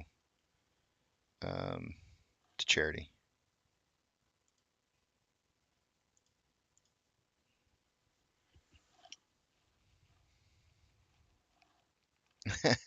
Philip says that's like 1 share after the MOASS.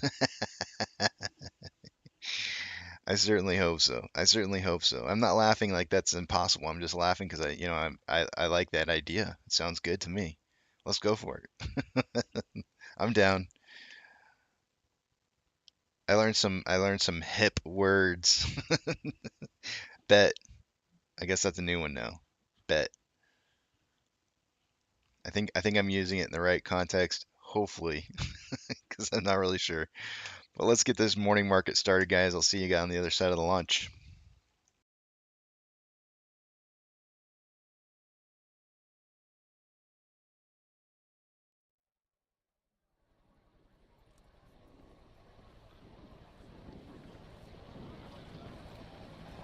T-minus 90 seconds and counting.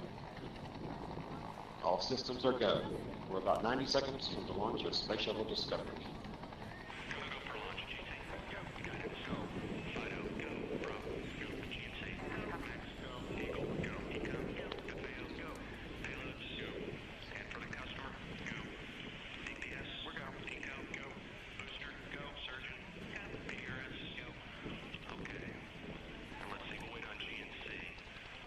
T-minus 60 seconds and counting. We are transferring to orbiter internal power at this time. Discovery is now running off its 3 onboard fuel cells. Coming up on a go for auto sequence start.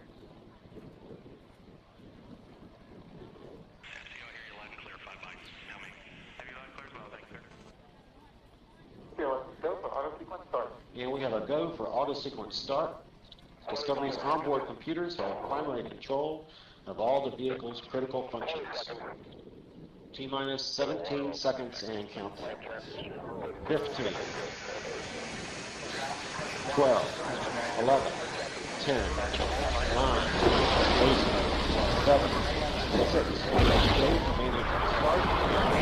start, 2, 1, booster ignition, and liftoff of the Space Shuttle Discovery, returning to the space station, paving the way for future missions beyond.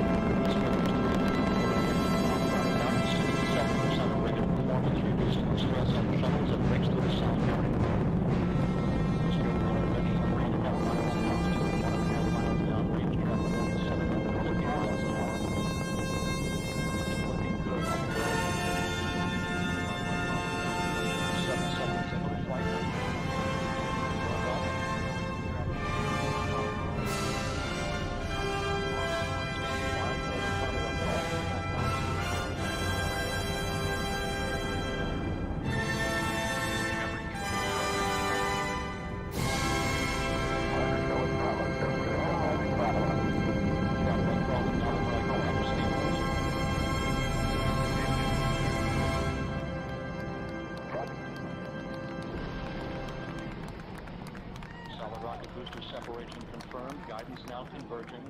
Discovery's onboard computers commanding the main engine nozzles to swivel, aiming the shuttle for its precise target in space for main engine cutoff.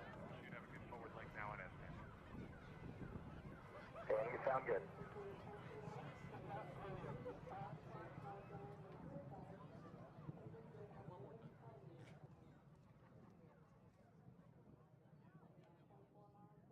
Discovery Houston, negative return. Copy, negative return.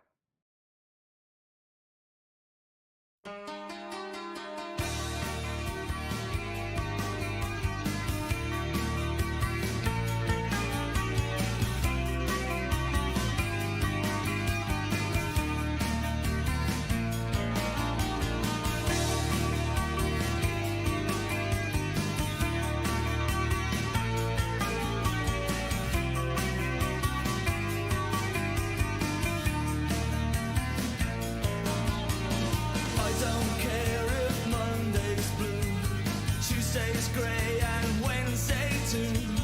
Thursday, I don't care about you, it's Friday, I'm in love. Monday, you can fall apart. Tuesday, Wednesday, break my heart. Oh, Thursday doesn't even start, it's Friday, I'm in love. Saturday, wait.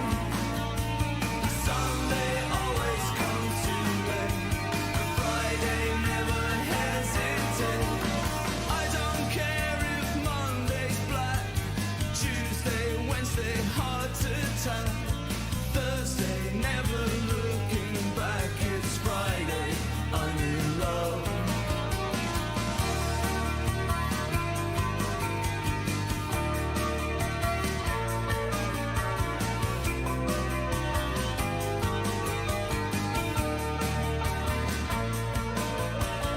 Monday, you can hold your head. Tuesday, Wednesday, stay in bed. On Thursday, watch the walls instead. It's Friday, I'm in love. Saturday, wait. Sunday always comes too late. But Friday never hesitate. Dressed up to the eyes, it's a wonderful surprise. See your shoes and your spirits rise. Throw out your frown and just smile at the sound. Seek as a sheep spinning round and round. Always take a big bite, it's such a gorgeous sight. To see you eat in the middle of the night. You can never get enough of this stuff. It's Friday, I'm in love. I don't care if Monday's blue, Tuesday's grey and Wednesday too. Thursday, I don't care about you. It's Friday, I'm in love. Monday, you can fall apart. Tuesday, Wednesday, break my heart. Thursday doesn't even start. It's Friday, I'm in love.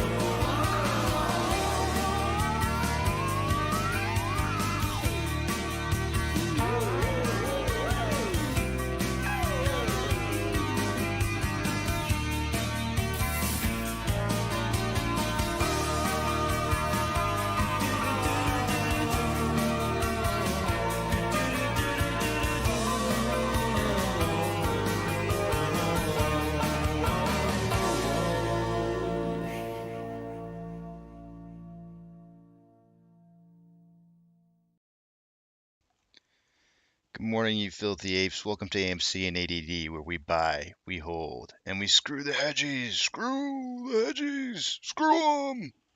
That's probably my closest I can get to Doc Brown. Marty, Marty. I can't do Doc Brown. He's a tough one. It's a tough character to follow up on. Let's see here. Monty's saying still waiting on NSCC 2021-010. I can't see how we squeeze without having this passed. I mean, yeah, maybe. We'll see. Time will tell. 2 weeks. 2 weeks. Guys, I have bad news. I gotta tell you something. I don't think we're gonna see Monty, or not Monty. Sorry, Monty. I don't think we're gonna see Monty around anymore. He's got negative things to say. No, uh, I don't think that we're going to see Chan Chan anymore. I know. I know. He was like our own personal little doormat. So nice to wipe our feet on him. I don't know. I think in respects to Chan Chan and his family and the money that he was making, I would just respect. I would hope that everybody would respect his passing in presence by not trying to mimic him or pretending to be him and returning. And I'm gonna have a moment of silence for Chan Chan. Okay, that was good. You know, when the Department of Justice is investigating you, it's very difficult to probably pay off people to do the things that they used to do. So I'm afraid that we may have lost Chan Chan. I don't know. We'll see. We shall see.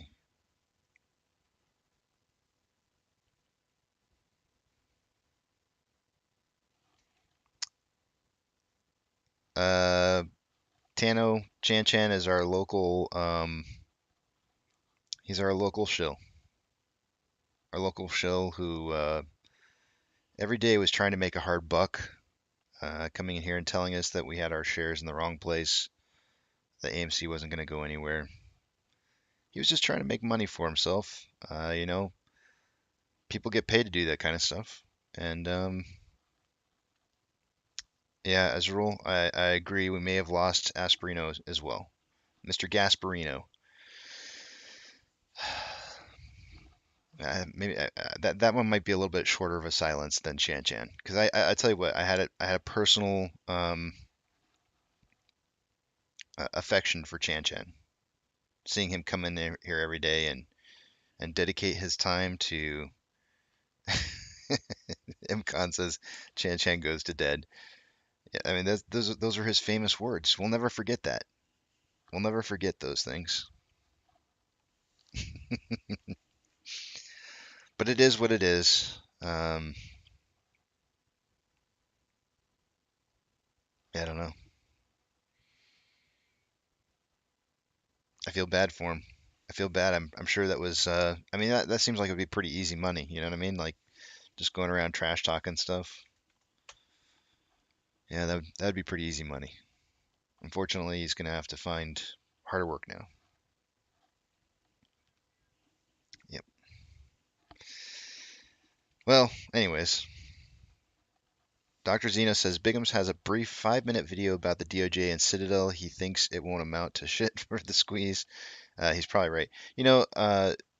I'm not even suggesting that anything will happen because of this. I'm not, but if there is some kind of investigation going on, um, it's better than anything we've seen so far.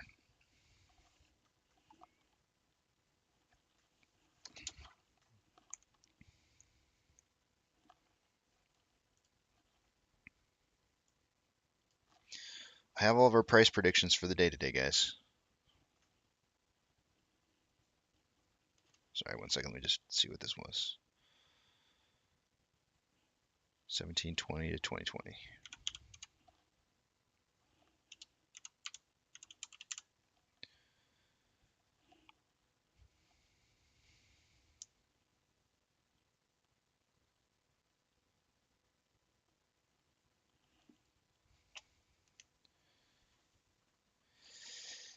You know, there's a lot of reasons why to think, the DOJ thing is going to be a big nothing burger or that it's going to lead to something, but it doesn't really matter, right? Because why?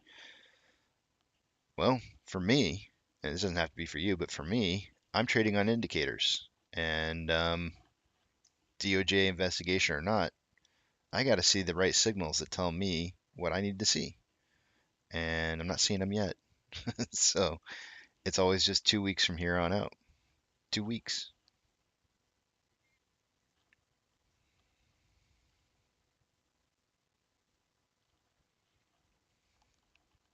Chen is buying AMC shares as we speak.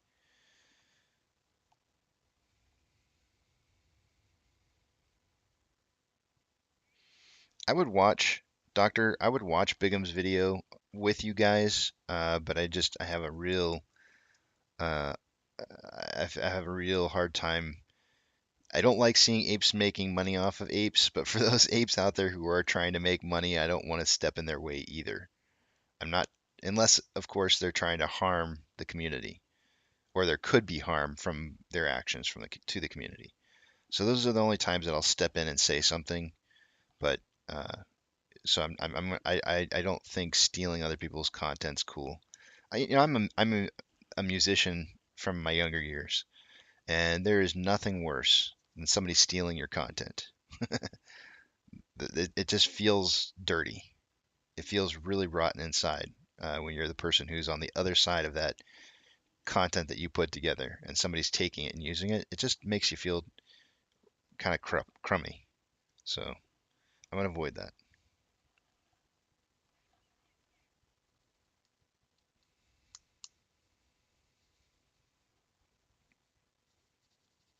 But I would recommend you guys go watch it. Go watch it. I'm gonna go watch it on my break. When I go to break at 10, I'm gonna go see it.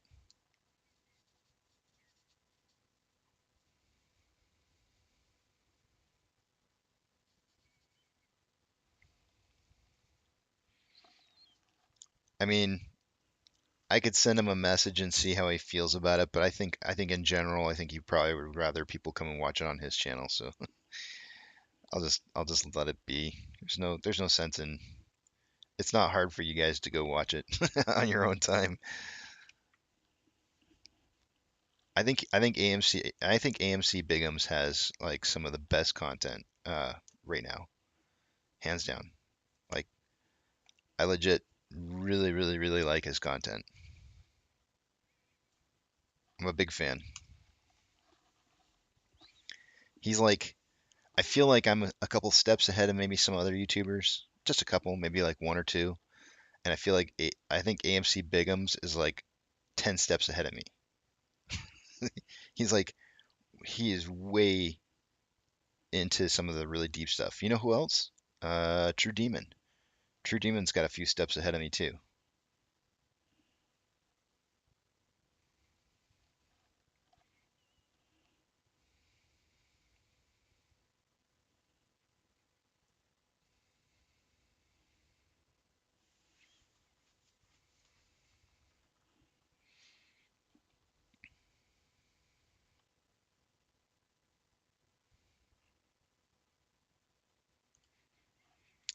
Hold on one second here, guys. I just want to do something real quick.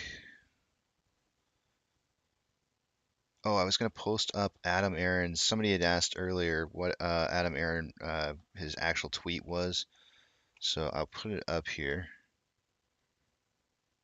Um,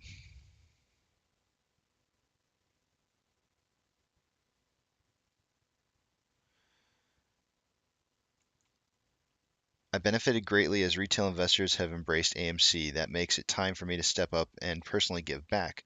Therefore, over the coming weeks, I will give away 1 million of my currently owned AMC shares to be spread over a number of well-respected charities. That's awesome. That is really cool. You know what I'm saying? Like, guys, like, I don't. This is good stuff. This is good stuff. While I don't see Adam Aaron as retail, like, I love what the guy does sometimes. There may be some things I disagree with, but, who can you agree with 100% of the time? Who can you agree with? There's like nobody. Here he has 2 hours ago. He has a post saying, "I have my own ideas, but I sincerely want to know what charities you think I should support. We all know Twitter can be funny and sarcastic public square, but 1 million is a lot of money, and there are real charities and real needs. Serious replies to a serious question, please. I'd love to hear your thoughts." There's already 1,350 responses to his thoughts. Um, I'm gonna like that. And charity. Hmm. Oops, shoot.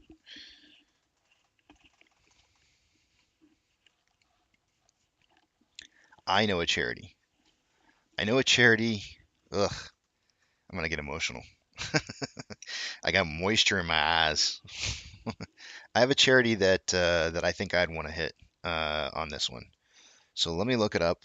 I believe it's called Nightingale Nurses.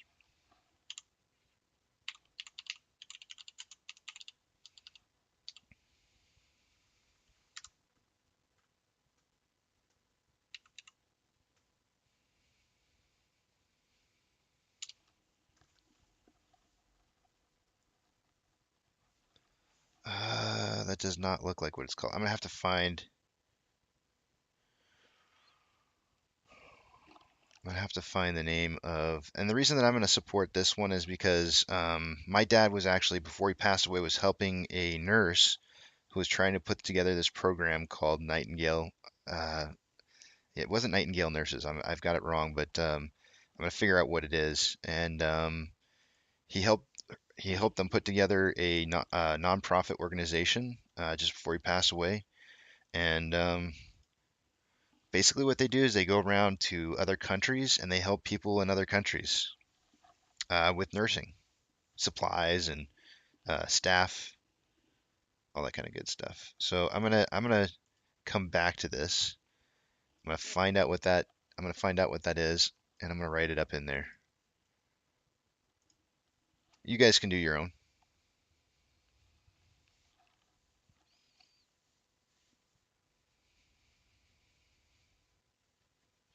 Nah, it's $1 million worth of shares. Uh, thank you, WM, but I'm not really a charity.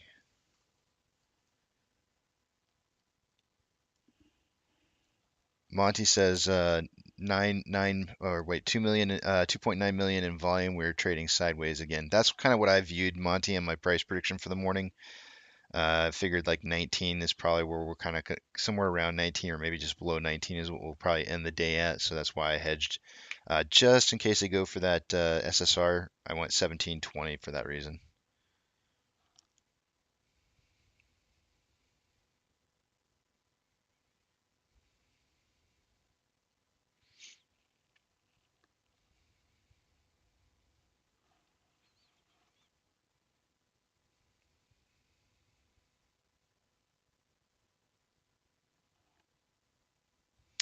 Thanks, Jenna. Let me see. I gotta figure out what the name of this is.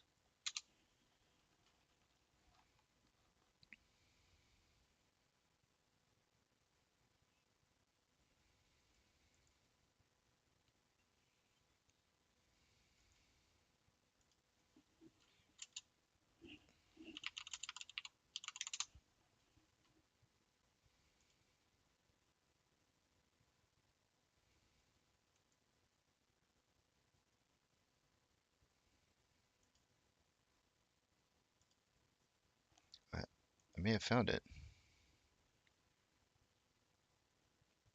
Nightingale Nurses. That's what it's called. Let me see if this is it.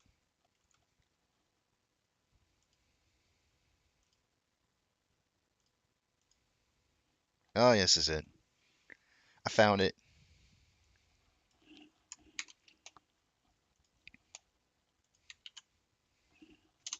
That's the charity I'm going to do. I'm going to do this charity. That's my dad.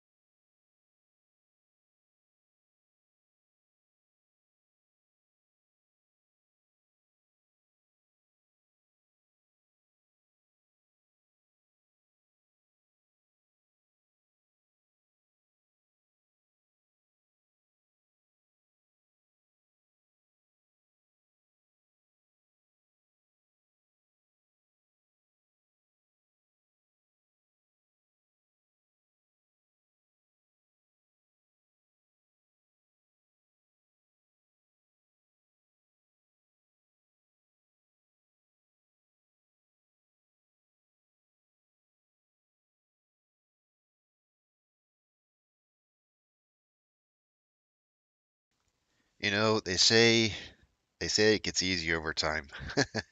It doesn't. It just doesn't.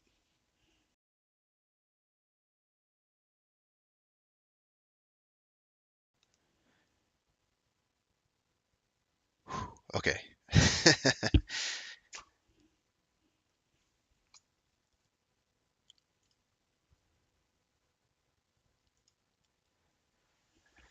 Let me log back into Fidelity, guys, here. Logging back in. I'm all stuffed up now. This is Stuffy Casey coming to you live.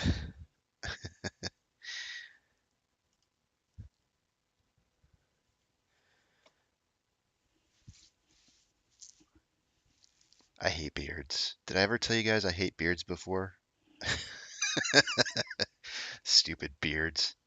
All right, let me take you guys to the other page.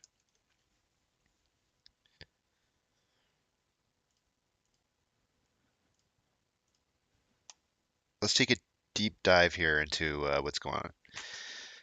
Monty has 3 points, Eric has 3 points, I have 3 points, and why can't I remember that? Keto has, who's filling in for Duncan, has 4. This is Keto's first chance at taking a stab at doing price predictions for the week. And I'll tell you what, he is doing an incredible job. An incredible job because it's not easy. It looks easy. It really does look easy when you have a $3 price range to be able to come up with the price. It's not that easy. Well, Keto will tell you otherwise, but it's really not that easy. So what do we have here? Price predictions for today. I've got 17 to 20. Eric's got 17-12 or 17-20 to 20-20. Keto has 19-25 to 22-25, and Monty has 18-42 to 21-42. I'm pretty sure Keto's going to walk away with this one today, but we'll see.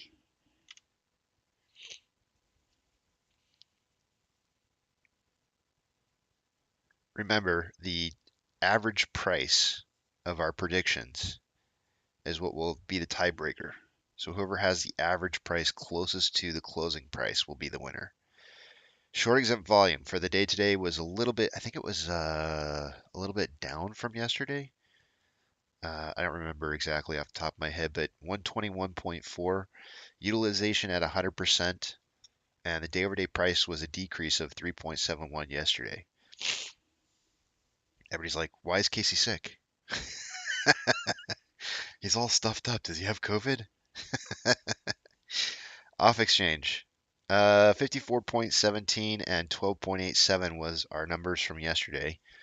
I think normally around this time in the morning, off exchanges is normally around like 43, 44%, and CBOE EDGX would be around 10 or 11. Let's refresh that. 55.91 in the off exchange and 11.84 in the 10.65 in the EDGX. So the EDGX is about where I would suspect it should be, but the off exchange is definitely high. Moving down to Vortex data. Let's refresh that. Holy smokes, would you look at that? Borrowed change 2.06 million shares so far borrowed for the day today. Super, super high. Already.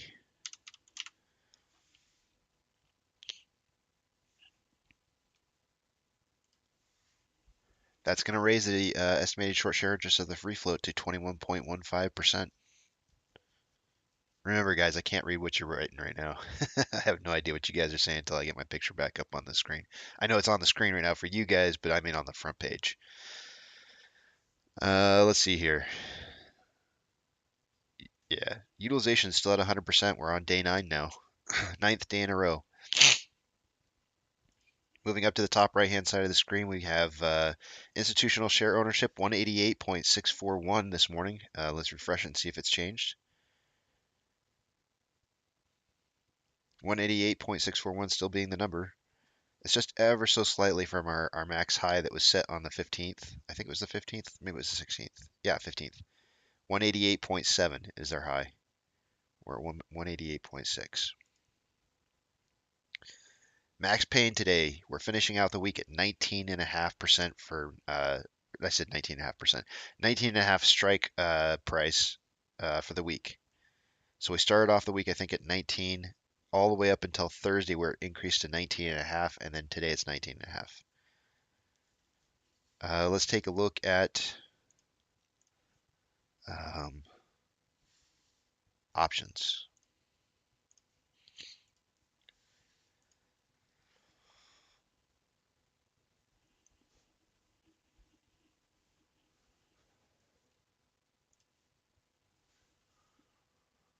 At a $20 strike price, which is what it was yesterday, there's 5.9 thousand contracts. At a $19 strike price, it's actually lower now. For the puts, it was 19. We ended at 19. It looks like it's 18.5 today with the most volume, and it's 1.9 thousand contracts.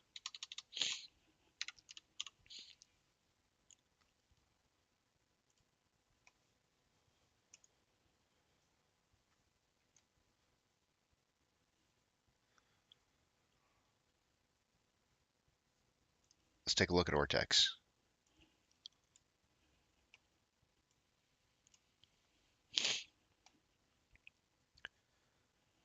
Here's our utilization. Uh-oh. It doesn't want to work with me here.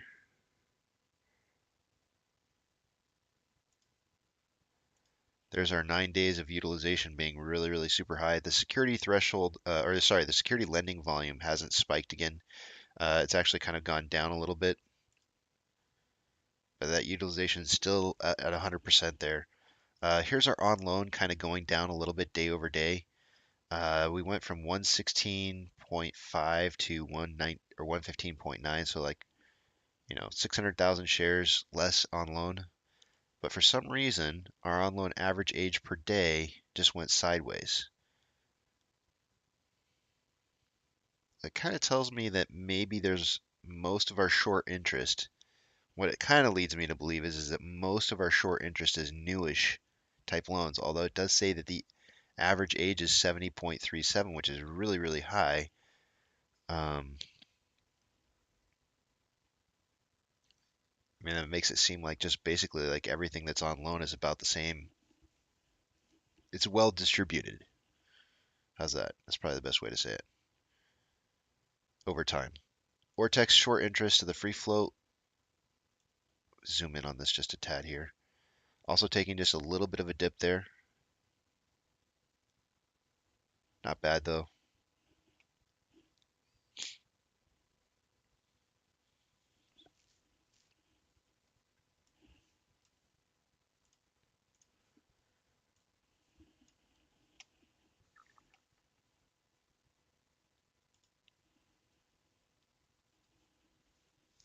AMC and GME not in the top 10 list here. Hold on a second, I'm gonna blow my nose.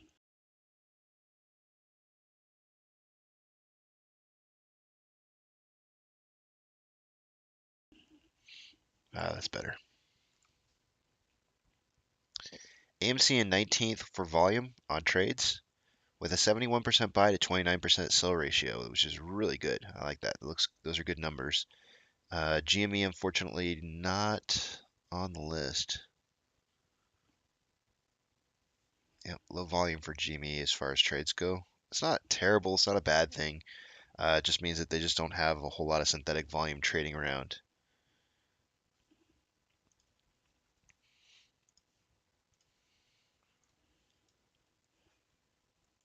$17.05 is our SSR trigger price for the day today. Shares borrowed since I looked at it earlier this morning. Just 50,000 there. So it looks like just an additional 50,000. That puts us at 3.35 million shares borrowed for the day today, which is higher than yesterday. Yesterday was only 2.45. We have 27.3 thousand contracts in the money on the calls versus 108,000 contracts out of the money on the puts.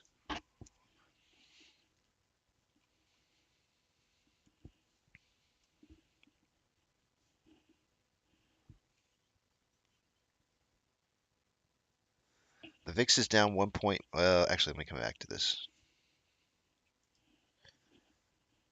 The Nasdaq is down 0.17. Dow Jones is up 0.1, and the S&P 500 is up 0.17. Currently, the market is just slightly advancing over declining, with 3,733 advancers to 3,667 decliners. The VIX is down 1.1. IWM is up 0.4. Tesla is down 0.92. Amazon is down 0.34. Cinemark is up 0.73. Doge is up 0.53. Bitcoin is down 0.21. GME is up 0.17. Hood is down 0.94. AMC is down 1.43%. Taking a look at our inflow versus outflow, there's slightly more, like $500,000 more in inflow than outflow. And we've traded about 6 million shares for the day. Definitely low volume. 41 minutes. We're on pace for about 57.1 million shares traded for the day today. My prediction was between 30 and 50.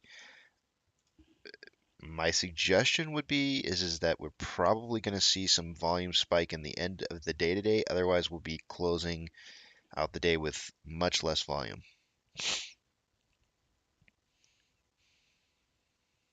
On the daily, we have more selling pressure than buying pressure with an RSI of 48.02, which is just below average. On the hourly, we have more buying pressure than selling pressure with an RSI of 36.2. On a 30-minute interval, we have more selling pressure than buying pressure with an RSI of 29.36, which is signaling as oversold.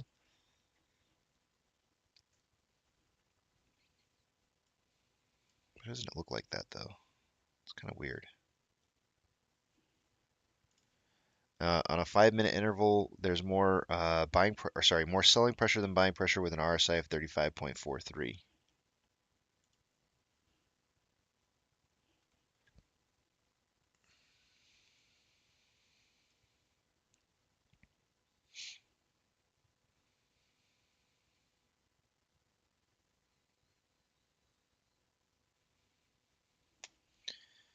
All right, here we go. I'm gonna try and compose myself as I read your guys' stuff. Composure, composure. Oh, wait. Let me read this AMC news first.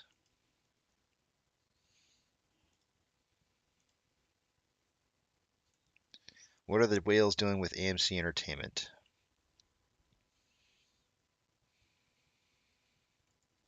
Someone with a lot of money to spend has taken a bearish stance on AMC Entertainment.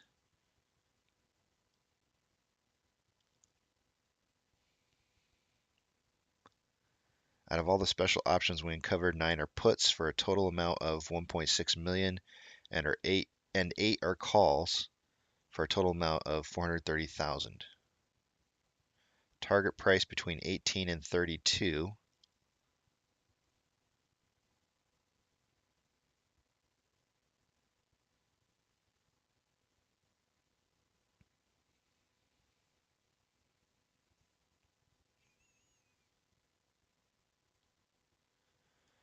So there's your sweep orders. 3 are bearish, 2 are bullish.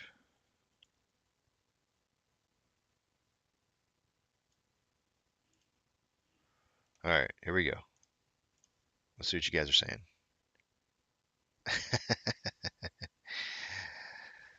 Well, the first thing I read was "Will you shave at MOASS" by NJ Fishkiller, and I plan on taking off some of the beard. I don't want to shock you guys.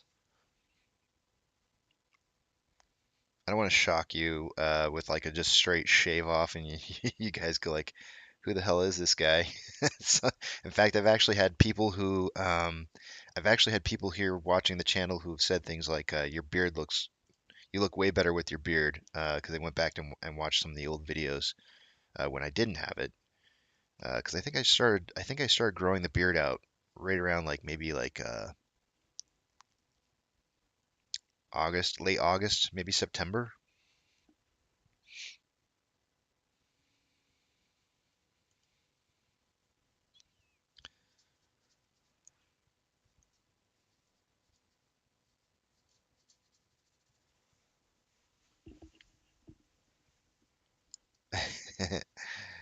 I will. I'll look a lot different.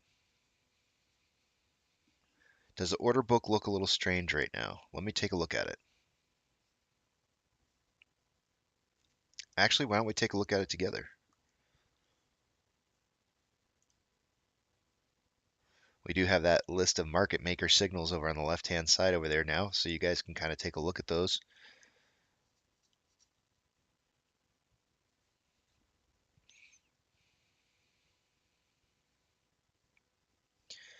If you guys are watching, the last two digits, if you notice, like some of them say, or the last digit says 7, like 67. You see this, the 7, 67, 66, 67. There are people out there who track this pretty heavily, and they claim that you can kind of tell which direction the price is going to go based off those last two digits.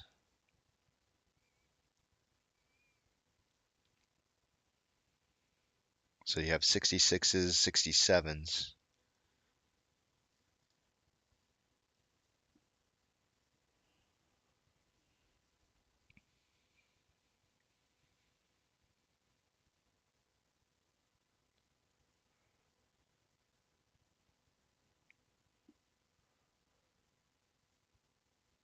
I see a bunch of 200s. I see 200s, 100s, and 300s. So I need shares. I need shares badly, but don't take the stock down, and take, or I am taking the stock down at least 30% so I can load shares. That's what the three numbers I see a lot of on there. Ooh, Keto says, does spoofing with options occur too? I don't know. That's a great question. I'm not sure about that one. Thanks, Monty. I appreciate it, man. And you're right, but Donkey Kong, it definitely sneaks up on you. Totally sneaks up on you.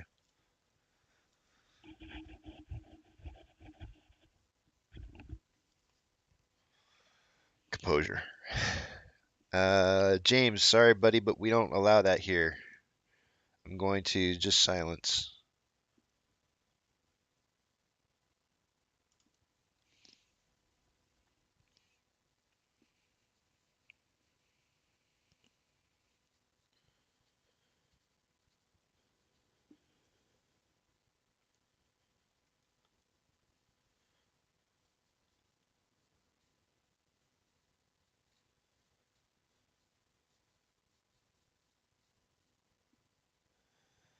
Ollie says, I have watched it, and you can track price movements by their volume numbers. Lower last two digits means go higher. So like if it goes from 67 down to 66, then that means go higher. So it's the opposite then, I guess.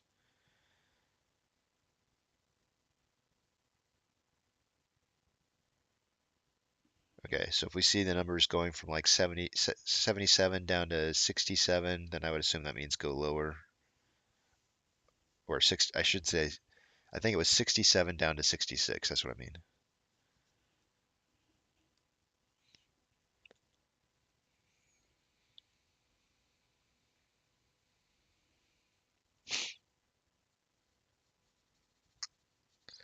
Penis pump, pumpy, 2 weeks, buddy. It's always the same number. Einstein, man, I can't check it right now. I'm afraid I'm gonna see something in there. I'm gonna have to cut out again. I'll be like, guys, I gotta take another moment.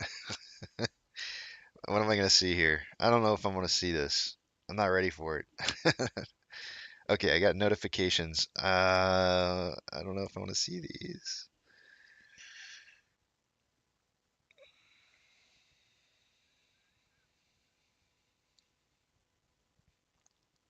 I don't want to see this stuff right now. Wait, I'm gonna need another moment. Damn you. Oh my god. You guys. Killing me over here. You're killing me.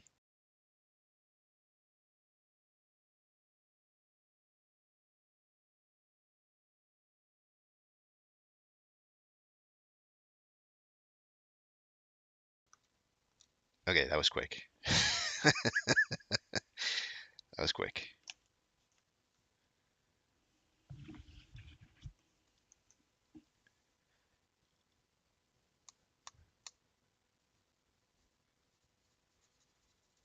I didn't see anything in my DMs though. I just saw mess or notifications.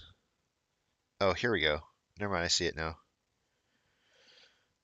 Ah, man. You're getting me in the feelers. I just saw the DM. Another one in the feeler. Gosh, I want to share it, but so earlier, I'm not going to say who, but earlier I saw somebody post a picture on Twitter. You guys are you're hitting me hard today. Hard. Right in the feelers, man. Ah, man. It's pictures like that. It's pictures like that, Einstein. I like that. That's awesome stuff, man.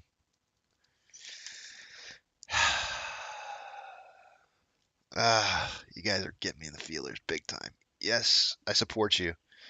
I support you.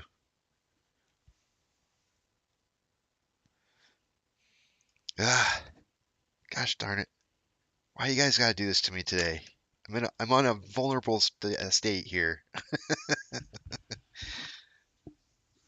You guys.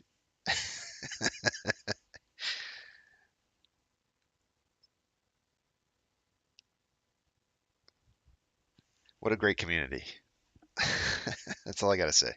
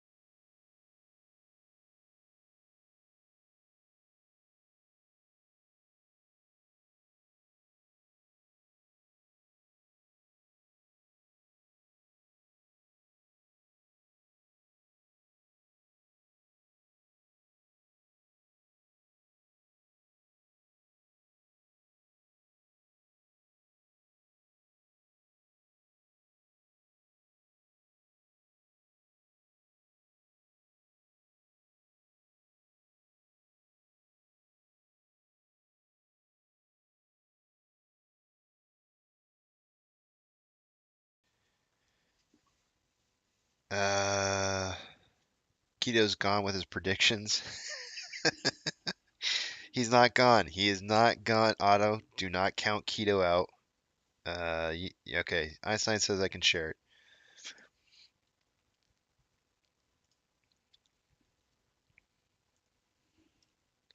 This is why I hold. This is why I hold, guys. I hold for you guys. I do.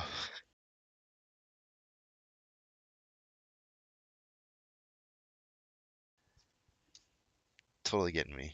Totally getting me here. This is why I hold.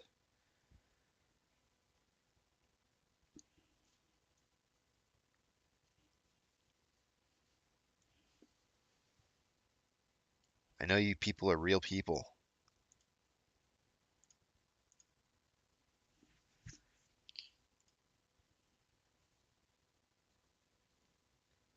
Einstein says National Down Syndrome Society for my charity. Me and my nephew who has Down syndrome. Figured you could see me since I see you every day. Thanks for all you do, Casey. I appreciate you, man. I appreciate you. Thank you for sharing. I fully support you and that cause. I think that's awesome.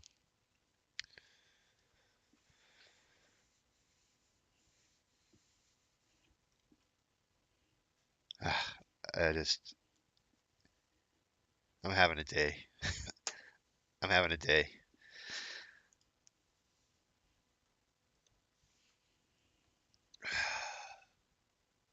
Pebble says I'm fake.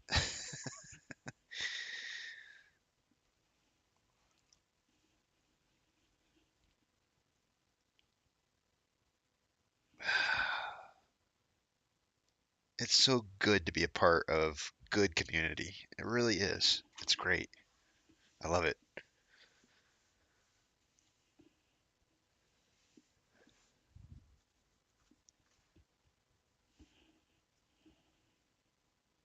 Where's the fire pit?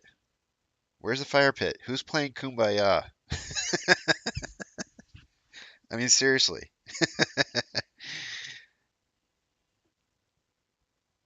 Joe's like, I don't know what the hell's going on here.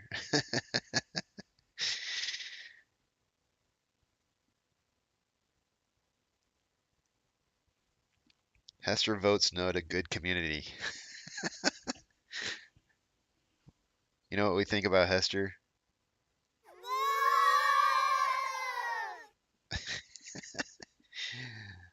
Uh, I really started thinking, guys. I really started thinking about that last vote that Hester had placed for the T0. I have to tell you guys, I really am starting to think that there's maybe something bad about T0. I don't know what.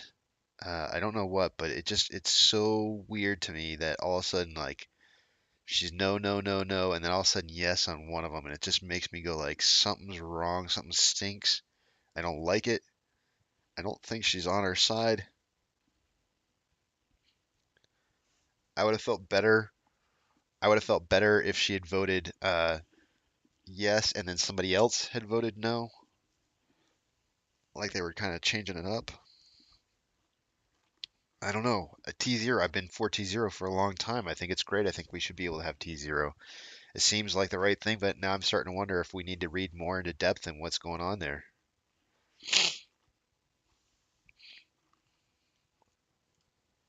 Let me set something up over here real quick, guys.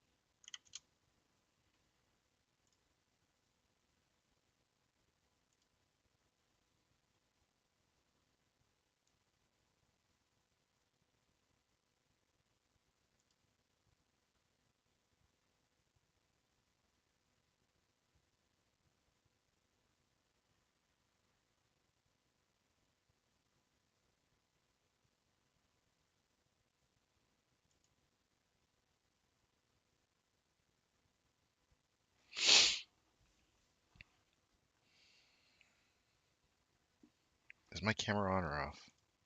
It's off. Oops. The glasses have come off. Moisture and glasses do not mix. I'm just saying. For those of you guys who are just joining in the channel right now, you're going like, "What the hell is up with this guy?" I'm just having a day. I'm having a good day. It's good stuff.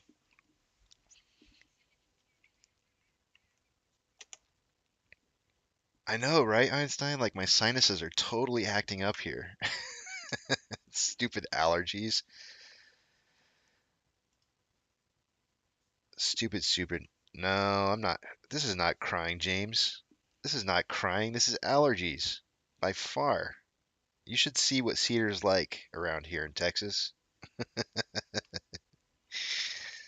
It's no joke.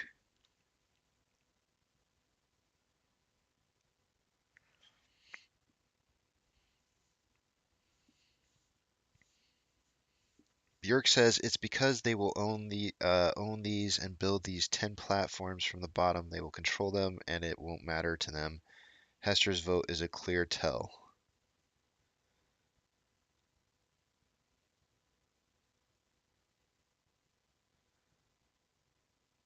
Huh.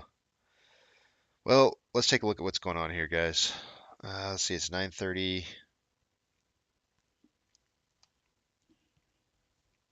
Let's see if we can figure out where this thing's going. I'm gonna look at some charts here real quick.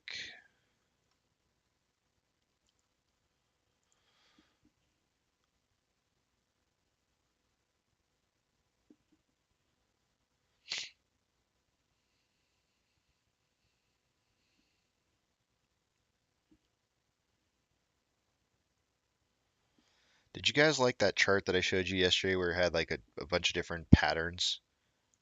Let me show you something. So this is what I showed you guys yesterday, right here. Right? The first portion of the day had done kind of this pattern right here.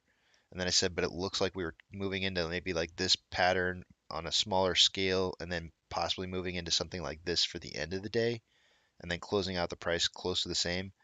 Well, guess what? I was way, way off. But in that grouping of patterns, we actually did have one of the patterns for the day show up, which was that second to the bottom one at the bottom. And let me show you what it looks like here.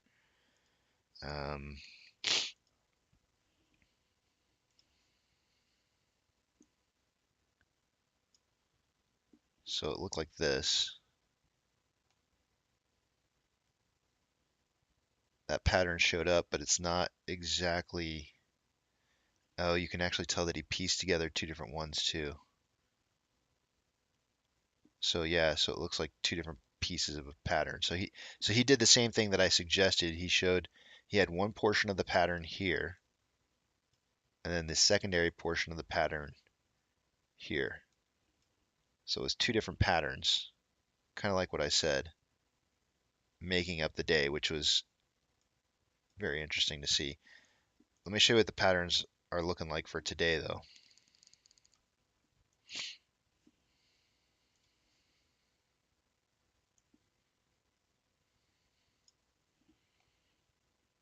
These are the possible outcomes for today. And if I had to say there was any outcome that would look the most like what we're currently doing, it would be either this one here or this one here.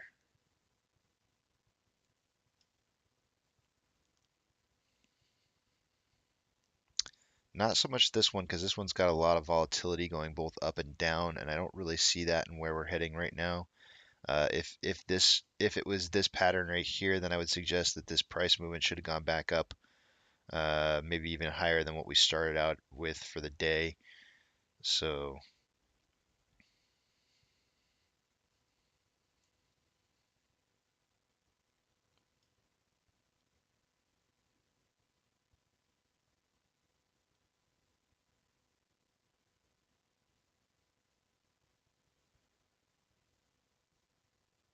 what I want you to notice though is that for these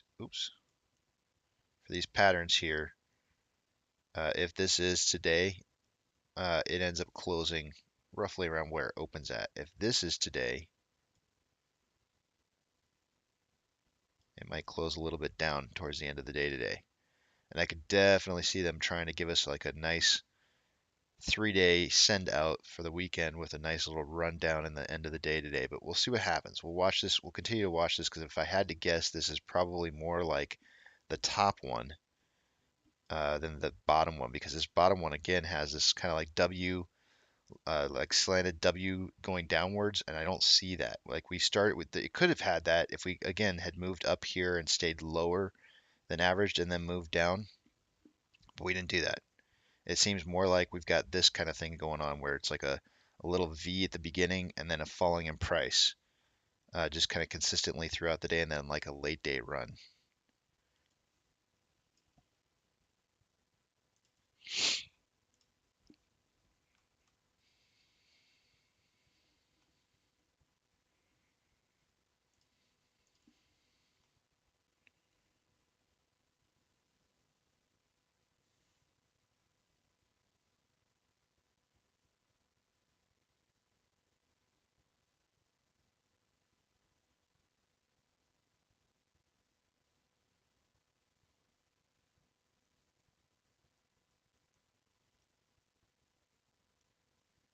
Absolutely. In fact, I actually have, I think in the description box. Let me just make sure.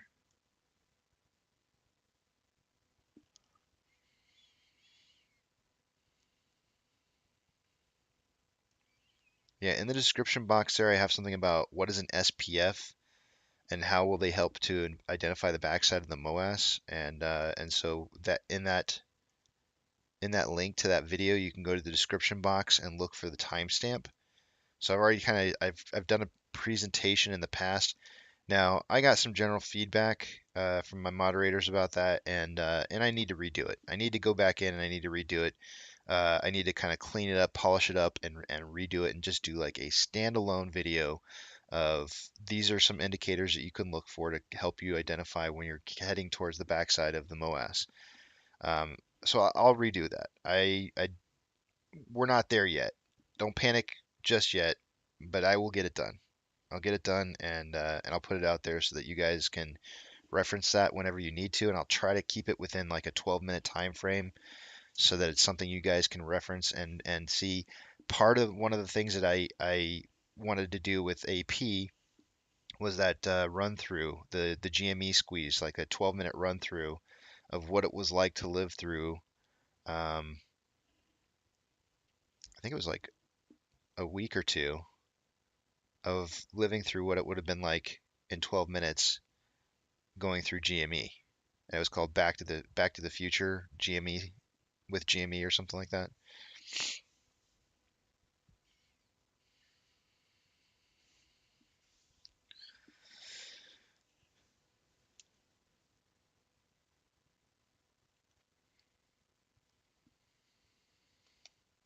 Empire fires on two channels.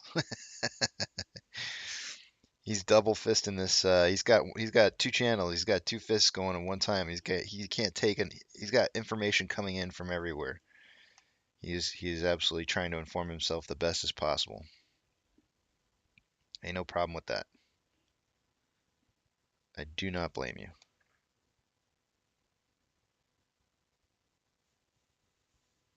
Good morning, Nikki. Good morning to you. Got about 22 more minutes before I take a look at the next run of data here. But if I had to guess, I mean, I think we're going to go down for a little bit today here, and then we'll see if maybe a pop. It could be the SSR trigger for today. 1705 would be the SSR trigger point. That would make perfect sense. Seeing kind of that V-shaped pattern that I just showed you guys, like this one right here. This would make sense, you know, drop it down, trigger SSR, and then let it run.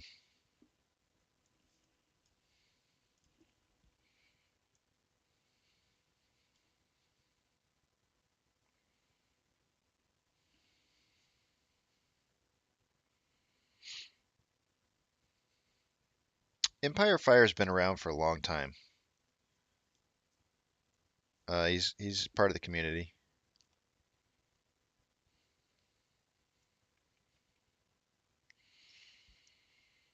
I don't. I mean, I think in terms of thinking about the kitchen sink, Joe, what I would say is that there will be no mistaking when you see the kitchen sink. If you have to ask the question, then it's probably not the kitchen sink. There will be no mistaking whatsoever that the kitchen sink has been thrown. You know it. You know it when you see that thing flying at you. That kitchen sink don't sneak up on you, if you know what I mean. Those kitchen sinks, they don't know how to tiptoe.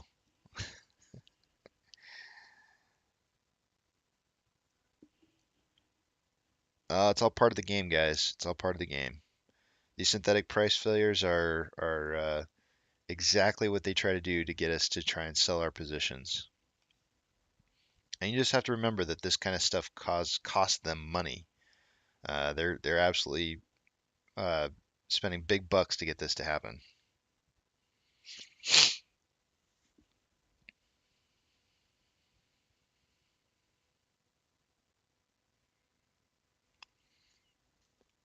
Monty, as far as the kitchen sink goes, we saw him borrow like 30 million shares a couple weeks ago. But there was no return on shares, and the amount of downwards pressure and price movement never really formed. So the question became, where did all those 30 million shares come, or where did they go? Um, and so that's the question. When is that kitchen sink going to come? Where is it going to come from? And when is it going to come?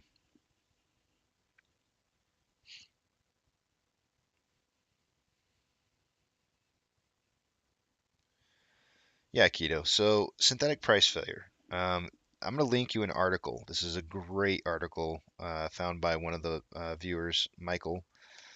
Let me pull it up here real quick, and I'm going to link it to you. But and the reason I'm linking this to you is because that particular article is proof of what I discovered when I was looking or modeling out the GME squeeze. So I'll tell you about it right after I link you the article. Hold on a second. Here it is.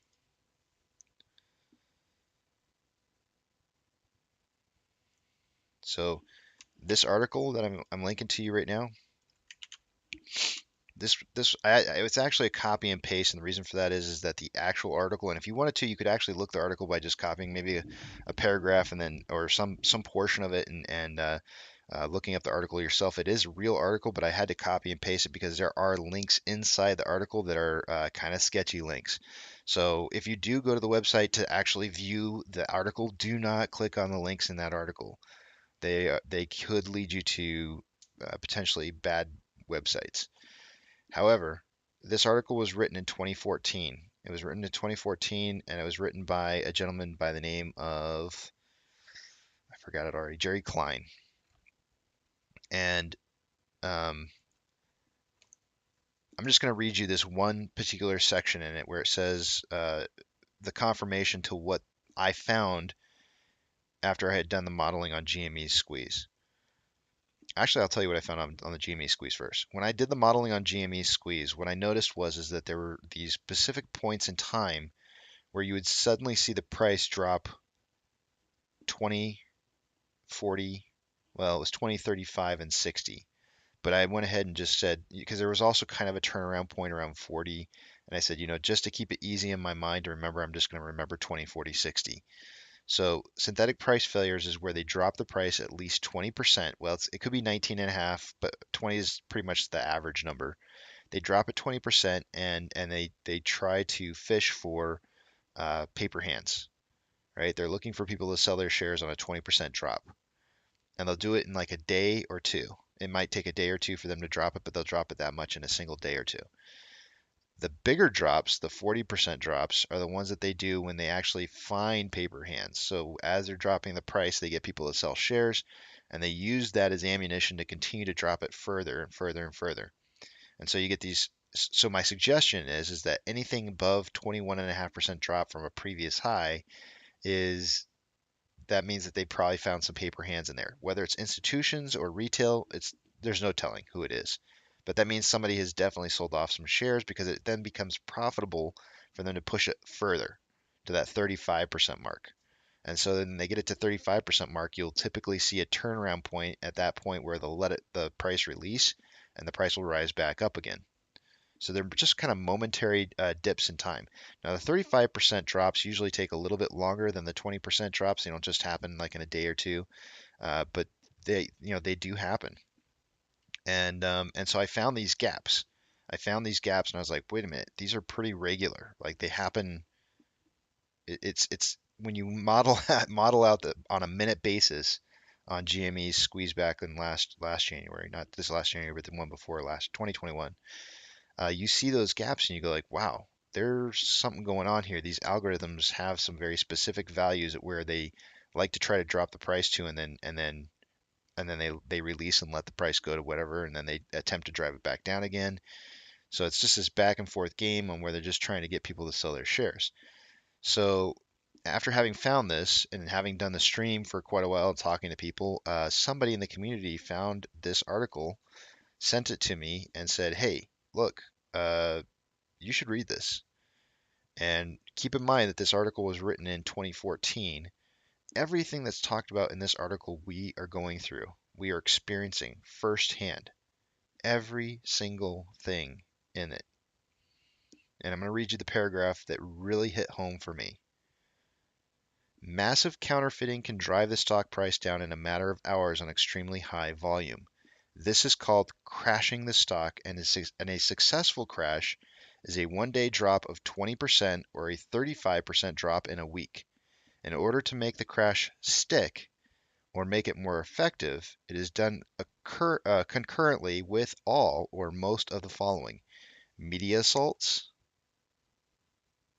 analyst reports, planting moles in target companies, frivolous SEC investigations, class action lawsuits, interfering with target company customer financings, etc., pulling margin from long customers, paid bashers, all of those things. And when I read that, I was like, damn, how come we didn't know about this before? It would have been nice to know that there was these 20 and 35% drops that are regular things that occur, um, but nobody talks about it. And I found it in my modeling, and now here's the confirmation bias to what it is that I've found in the modeling. I think it was brilliant that Mark found that. I thought it was absolutely amazing. I was like, man, that's awesome.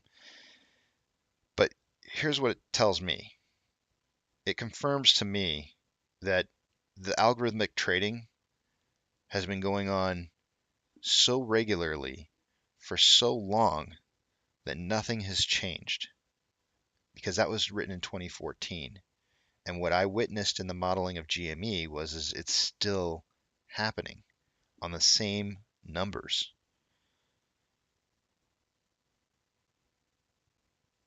When I started to realize that, I mean, I already kind of knew it before I read the article that there was a chance that they probably wouldn't be changing the algorithms, because that's not how algorithms work. Whenever you make an algorithm, there's fine-tuned tweaking you can do to them, but you just do not change them because that can cost you millions or even billions of dollars. But when I read this article, though, 100% told me that nothing has changed. They will not change these algorithms for anything. They have had far too much success for them to make any kind of change whatsoever. One little blip in the road, like GME, is not going to cause them to make changes. Everything's going to stay exactly the same. So that tells me that the whole buy and hold theory or strategy will still work. Nothing changes. We don't have to get fancy. We don't have to worry about gamma squeezes or buying options.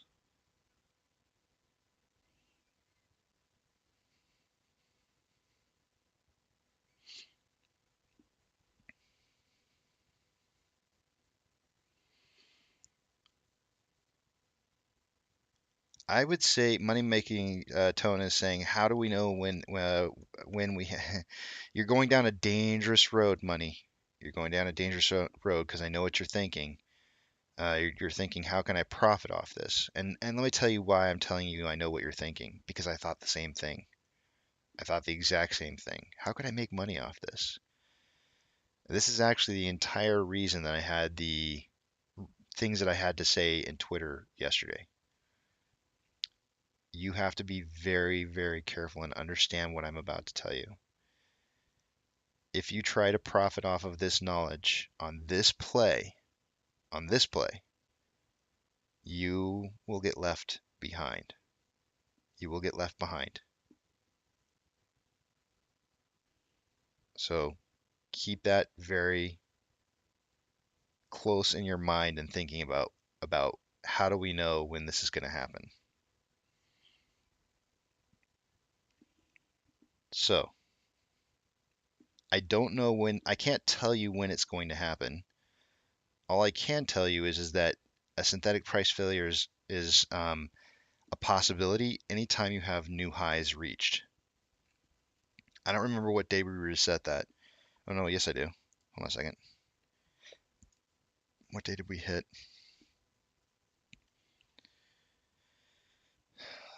1 second, I'll tell you what day we hit it on the last reset.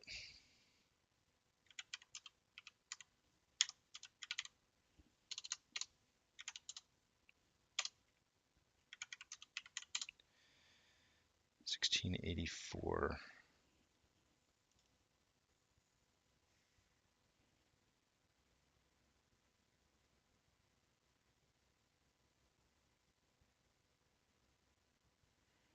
$14.65.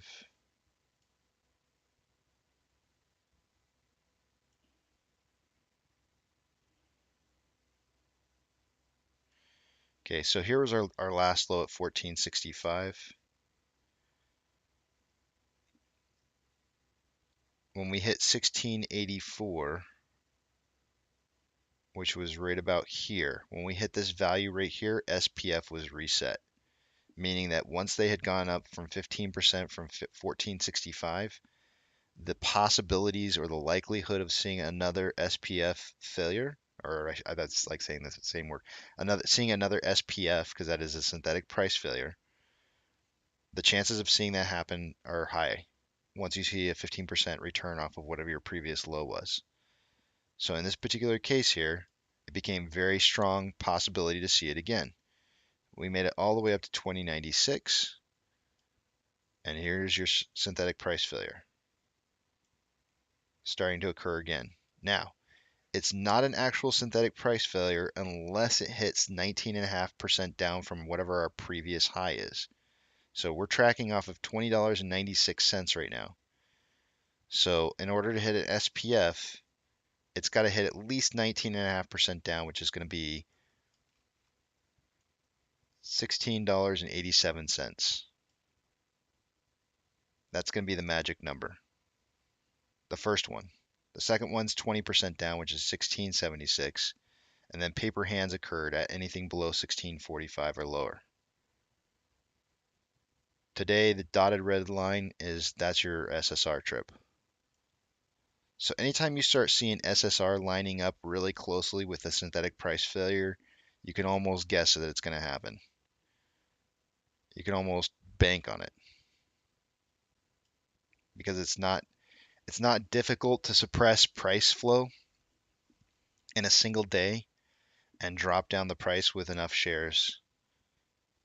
But the reverse to that is that you'll see a huge spike up from it afterwards.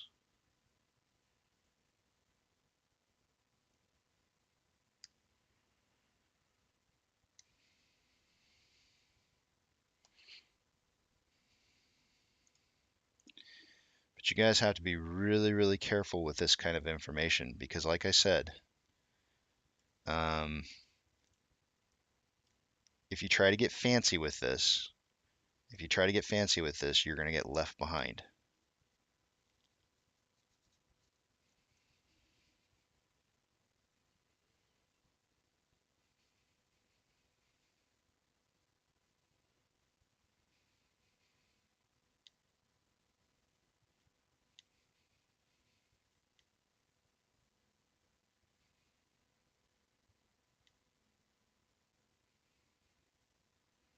You're wrong, bad back.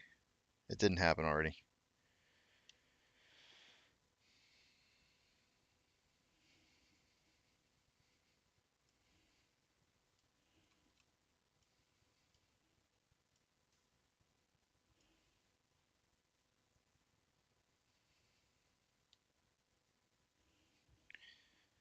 I don't think it would be as big as you would think. Usually what happens though is when they trip, so here's the problem, right? What's the reason behind tripping SSR? Usually tripping SSR helps to create synthetic naked shorts. So essentially what happens is you have less, it's like a release valve. It's a release valve on the pressure. So typically speaking, what they do is they'll hit that SSR, they'll start printing shares, and they'll slowly let it rise back up a little bit, right? Less than 15%, maybe like 10% or so, and then they'll tack it back down again to see if they can't fish for some more paper hands, right? It's that whole, from that article that I just sent to you guys, it's the stick, right? Run it down 20%, let it run back up 10, try and drop it back down a little bit, see if you can't stick the price there.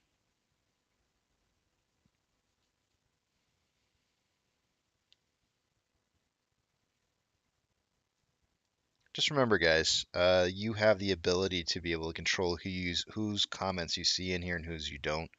If you don't like what somebody's saying, you can always silence them. You don't have to see what it is that they're saying. Just throwing that out there. I'm not gonna. I leave it up to my moderators to decide who they want to silence and who they don't because they're you. I don't know my moderators. I don't know them from a personal level. I know them well. I mean, I do now that I've talked to them, but I don't. You guys are my moderators. You're from the community, so I let them decide what they want to silence, what they don't.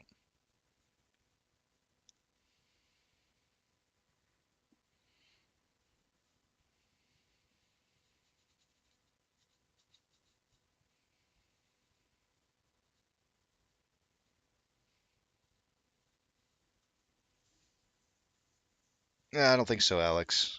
That's not typical of what happens when they trigger SSR. It's actually quite the opposite. Once they trigger SSR, they usually let it go. Not always, but more often than not, I would say that's typically what happens. What really depends on is how many shares are sold off as that price movement is going down. So if there's a lot of shares that are sold off during the price moving down, then it becomes profitable to try and push it further. But if they're not getting, if they're having a hard time attacking the price down and they can't get it down there and it's a fight and a struggle, then typically what you'll see have happen is it'll touch SSR and just kind of rebound off of it.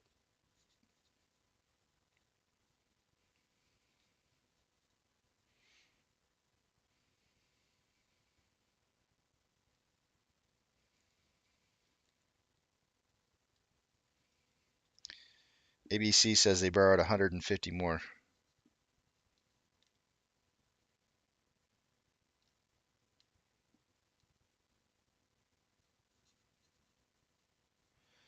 Yeah, I did block you on Twitter. That's my place, Badback. This is the community's place. Twitter's my place. I don't have to listen to what you have to say on there. That's my choice.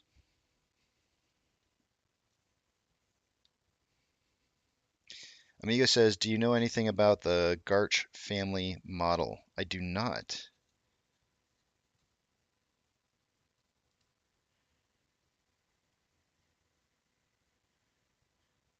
Badback, that's where you're going wrong, buddy. Suck, squeeze, bang, blow does not predict the future. And you didn't listen. And so you just proved yourself wrong. Suck, squeeze, bang, blow never once ever tried to predict the future. It only tried to show you where the cycles were. It's never ever been about trying to predict the future. And it's actually still working.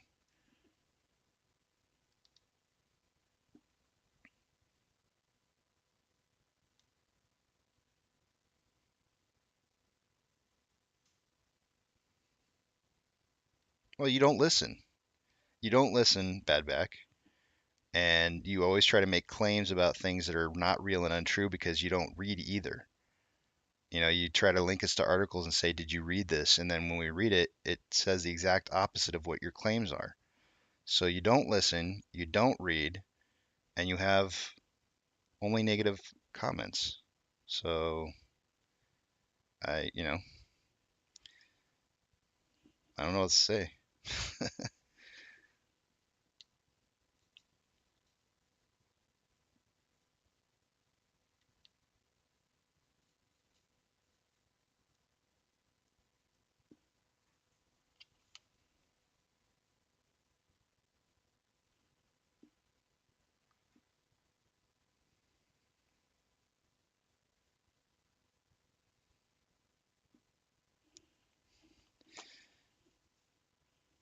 I still have this on a 30-minute interval. Sorry about that, guys. I didn't realize I still had on a 30-minute interval.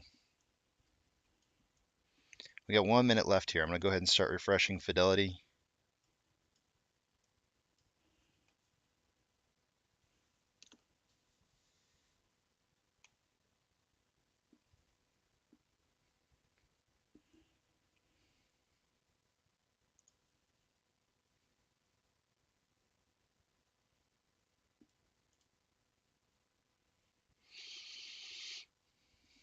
All right, taking you guys over to the other page while these allergies are still clearing up here. You guys got me so bad this morning, so bad. Let's see here. What do we got going on? Let's take a look at that off exchange. 55.91, 11.84. Oh, no. I'm sorry. 11.84 was the NYSE. The CBOE EDGX was actually 10.65. So 55.91 and 10.65.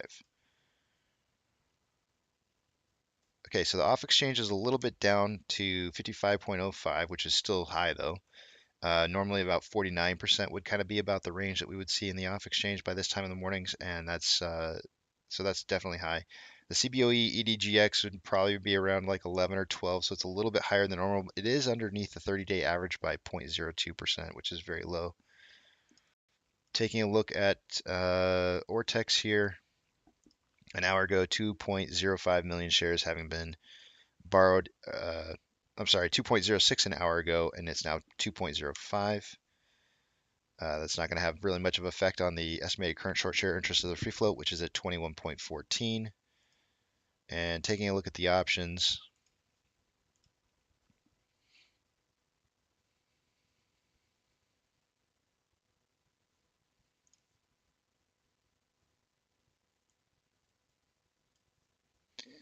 at a $20 strike price,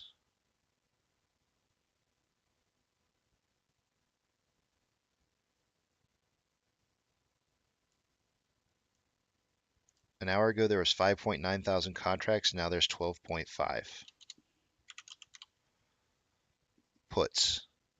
On the put side of things, we have an hour ago 18.5 was the highest amount of volume on strikes. It's now down to 17.5. Let me just scroll up the page just a tad bit because I don't want to miss out on information that's up there. Okay, I just want to check and make sure I wasn't missing something. Highest amount of volume on puts is currently at a 17.5 strike price. At 18.5 an hour ago, there was 1.9 thousand contracts. Now at 17.5, there's 8.1 thousand contracts. So definitely a lot of puts started rolling in for sure. The spread between the call and the puts is currently a $2.50 spread. So figure $1.25. Let's see, 18.75 is the market's kind of the options are signaling for maybe like an 18.75 close as of right now. That could change.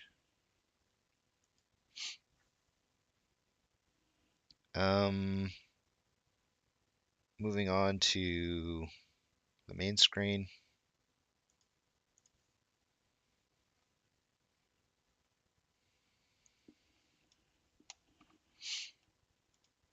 Orders by Fidelity customers. AMC and GME not in the top 10 with the low volume. It's definitely going to be lower, but I forget. I think we might have been in like 16th an hour ago. Maybe it was 17th. But look at this, guys.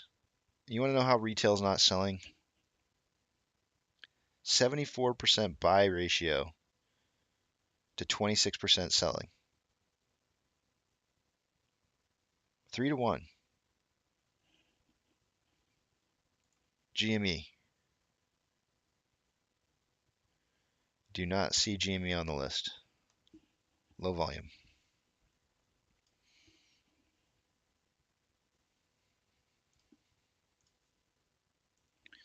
Stonko tracker.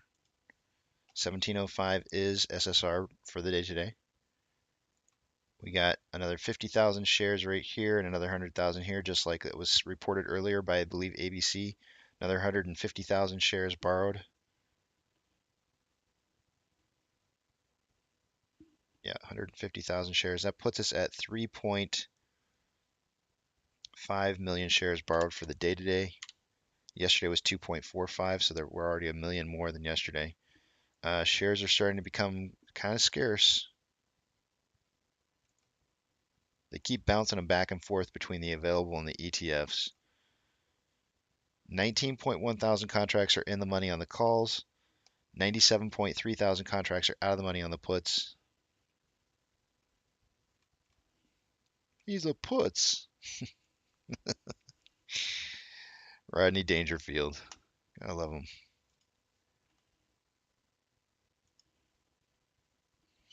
The NASDAQ is down 1.3, so it's not just us guys. The whole market's kind of taking a little bit, not the whole market, but a lot of the market's taking a little bit of a dumping here.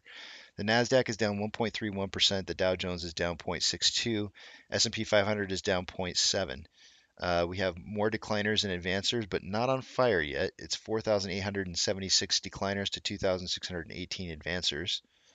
The VIX is up 1.35%, so not a whole lot of change here that would kind of account for why this dropped the way that it did. At least not in my opinion. IWM is down by 0.9. Tesla is down 3.68. Amazon is down 1.71. This makes me think that something's happening war-wise. Cinemark is down 1.34. I don't know why I just laughed at that. That was inappropriate. I'm sorry. Doge is down 1.63. Bitcoin is down 2.49.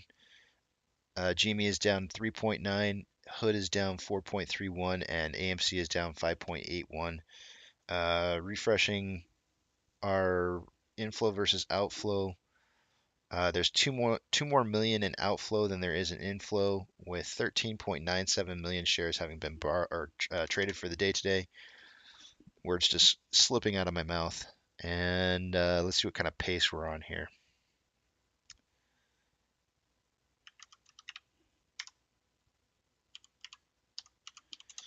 Looks like we're on pace for about 53.2 million shares for the day today. High volume, guys. Remember what I just read to you about that article? Look at the price fall here and look at the volume go up as the price falls. It's textbook for what it's that crashing. The crashing is textbook by what was written by Jerry Klein in that article. 100% textbook. Why can't I say textbook? I need some water. Taking a look at the daily. The Vortex indicator currently showing more selling pressure than buying pressure with an RSI of 45.31. On the hourly, we have more selling pressure than buying pressure with, wait a minute, wait, hold on a second, let me go back. Yeah, that's right, okay. On the hourly, we have more selling pressure than buying pressure with an RSI dipping to the oversold region at 26.88. On a 30-minute interval, we have more selling pressure than buying pressure with an RSI of 19.29.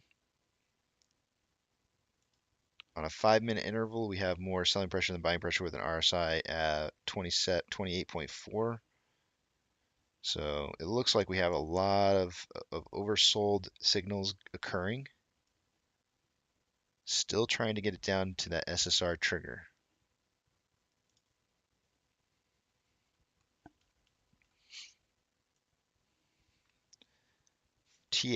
From a TA perspective,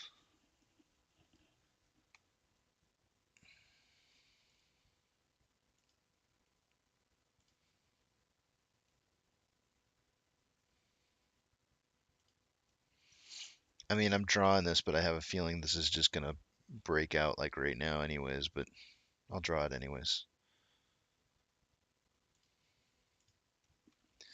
So this is a pretty aggressive downwards wedge. And so, I mean, if I was to draw, box in here saying everything, leave out just the tip, the tip's going to be really, really long because it's way down here and there's no way price is going to drive all the way down this. So, I mean, really, it looks like it's going to kind of drive out of this right here. We do have a level of resistance at this point at 1802. So possibly what you might see have happen here is a classic. If I come back out to like a 5-minute, it'll be like a classic flagpole / pennant. So in this particular case, the way these work is you'd be looking at the amount of time that it took to get down to the bottom, plus that amount of time at that time to whatever time it is. So in this particular instance, we would take, wow, right on the dot, 10 o'clock, really? 10 o'clock down to, I think I would go with this one here at 10:45. So 45 minutes after that, which would put us at 11:30. So 11:30, we could, you'd see some consolidation perhaps kind of on this side of $18, and then 11:30 Eastern Standard Time, you would see price drop potentially another time, a secondary drop out of a pennant.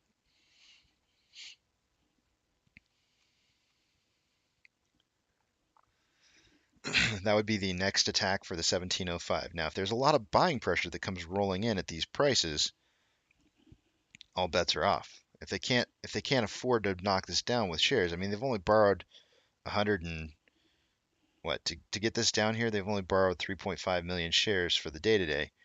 A normal average day for borrowing, I feel like, is 4.5 million shares. So they haven't even borrowed like the average amount yet, which is, like I've said before, I think the kitchen sink is still out there, still exists. If they're pulling off of that or siphoning off that little by little to get these small movements, that's a possibility.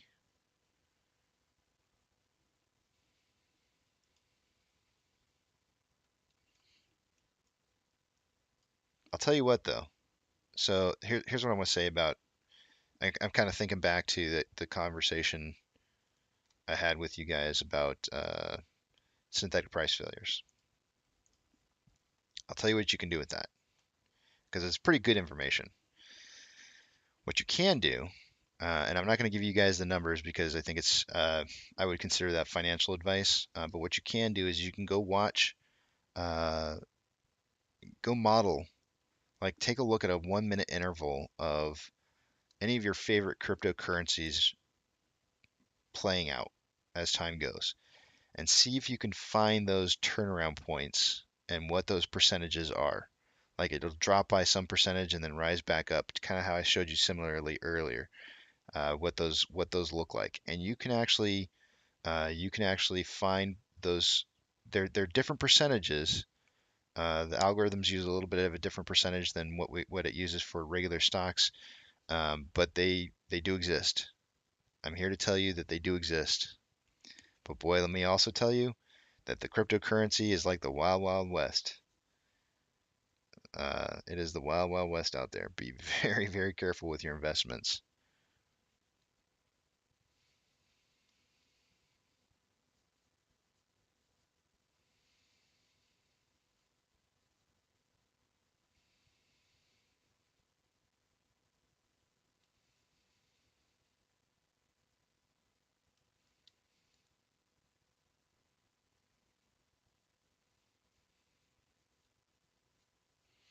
Alex Reed says, I'm gonna buy a financial education after this."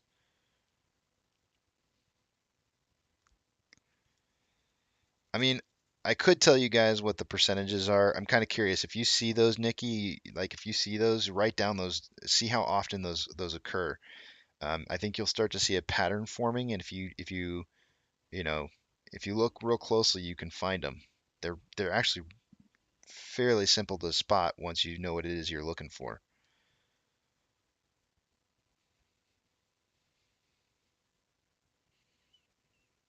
Ah, okay. See, Monty went and did the research. Thank you, Monty. I appreciate that. I feel like the markets were doing something based off of maybe something like that, some kind of news. So yeah,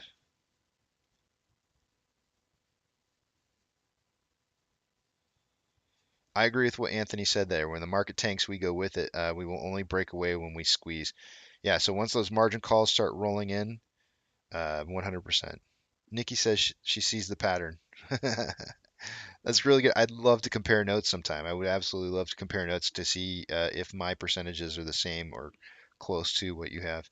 Just because, I think it's fascinating. I think it's really fascinating, the stock market, and um, I don't know. I think it's really cool that there's so many cool patterns in here. One of the things that kind of tripped me out the most about the stock market is that sometimes I wonder what came first. What came first? The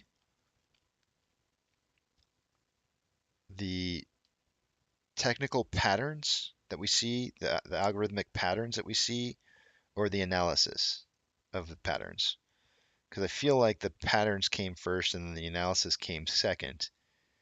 But what really makes me kind of wonder sometimes is like if the algorithms are controlling the price so much, and that's the cause for why we see technical patterns forming.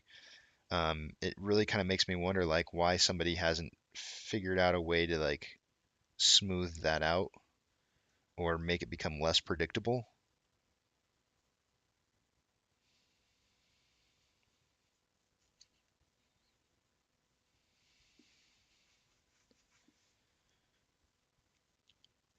So the patterns came first and then the technical analysis. Because I feel like the technical analysis almost should have come first, right? Because they should have known what was going to happen with the. I mean, you should model out like what's going to happen when you trade something. I don't know. It's the whole chicken or the egg thing.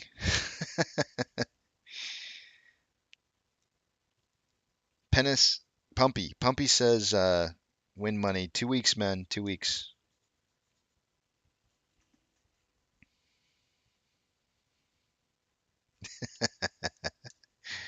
Bjork's got a prediction. I'm laughing at it too. Bjork's got a prediction on the Wall Street Journal's quote. Hey, Empire Fire, don't feel like you need to explain. I have always said you please go watch other people. Like I think it's really, really important to be well-rounded. I may be giving you great something that you need, whatever that may be, humor or calming Bob Ross stuffy nose voice, or or maybe you're getting something you need from AMC Big Ums, maybe you're getting something from Extreme Games. I don't whatever it is that you need, go watch them. Don't ever feel like you need to explain yourself, please. I don't have any you don't need to feel any kind of loyal to me at all.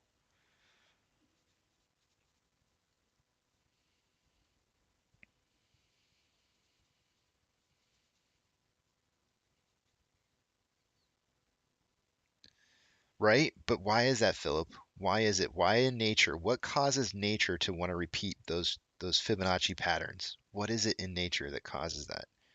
You know what I'm saying? Philip's on the right track. What is it in nature that causes us to keep continuously driving towards specific patterns? Why can't we break that? I would love if I was a smarter person, I would do research on that. I would do total research on that. Monty says, Empire Fire, you're a traitor. No, you're not. Maybe a little. Just kidding. White House says Biden to give update on Russia-Ukraine situation. Yep. I would say we'd watch it together, but it's not going to be until after the show ends.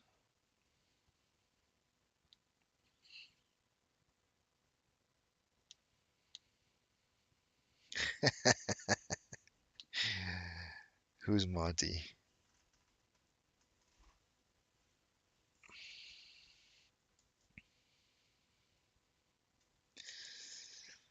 Yeah. So I'll tell you what, Doctor. I probably would have made a lot of predictions too. But I try to keep most of my predictions to myself just because um, I know that it stirs up like anxiety, I guess, in the community when things don't happen the way they're supposed to. So I try to keep most of my predictions, like big movement predictions, kind of to myself. Although I think there was one a couple weeks ago that I couldn't help myself on. But yeah.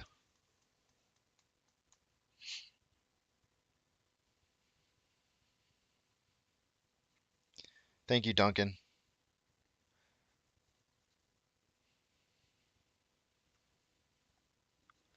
All right, guys, it's time for me to take a break. I guess we'll see. It looks like we're busting past 1802.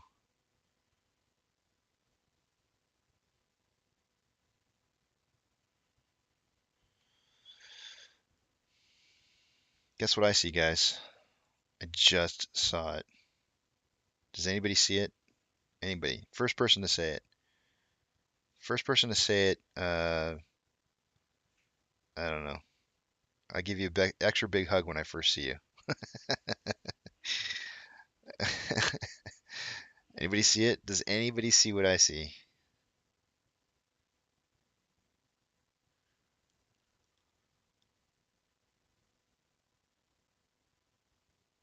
It's sometimes really hard to see. Not the volume, not the volume.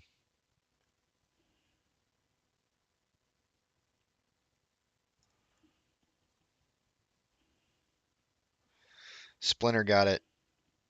Splinter got it. I see it. Do you see it? It's inverted. It's inverted. It's inverted exploding kittens.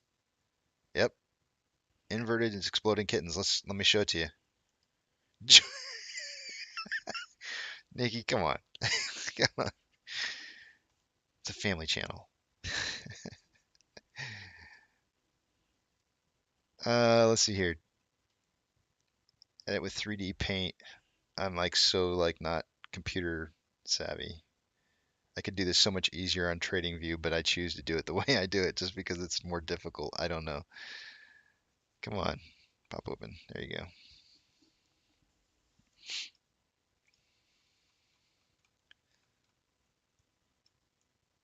Oh no. Take it back.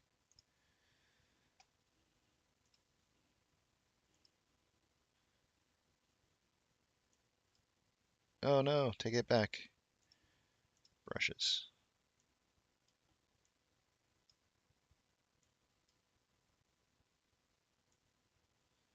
It's just to draw like little triangles for the exploding kittens.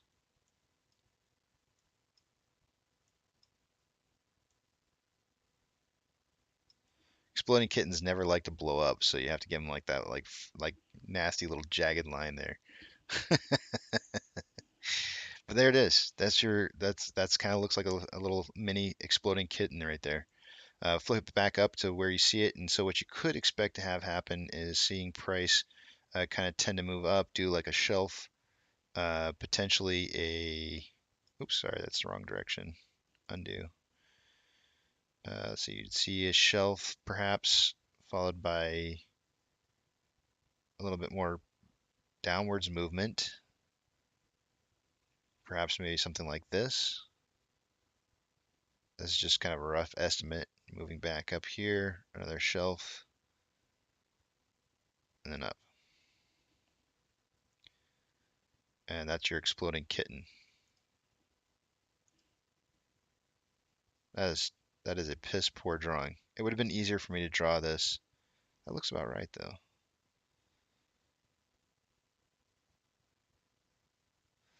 I wouldn't be surprised if they try to get this to head over to trigger that SSR. So we may not see it drive as far down as I kind of suggested right here, but yeah, that would be a possibility.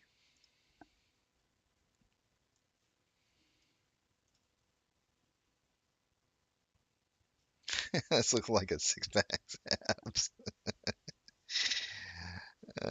Man, Anthony, you're just so contrary to my kitchen sink. I'm okay with it. I'm okay with it. You don't have to like my kitchen sink theory.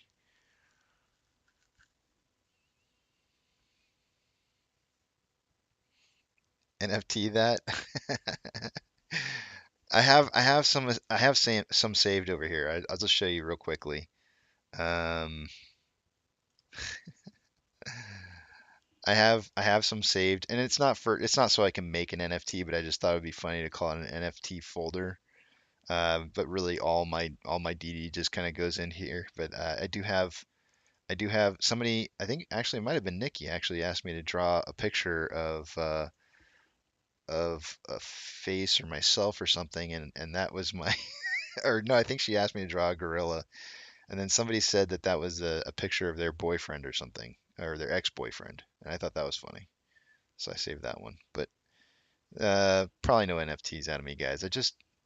I'm not really into the whole trying to make money off apes, so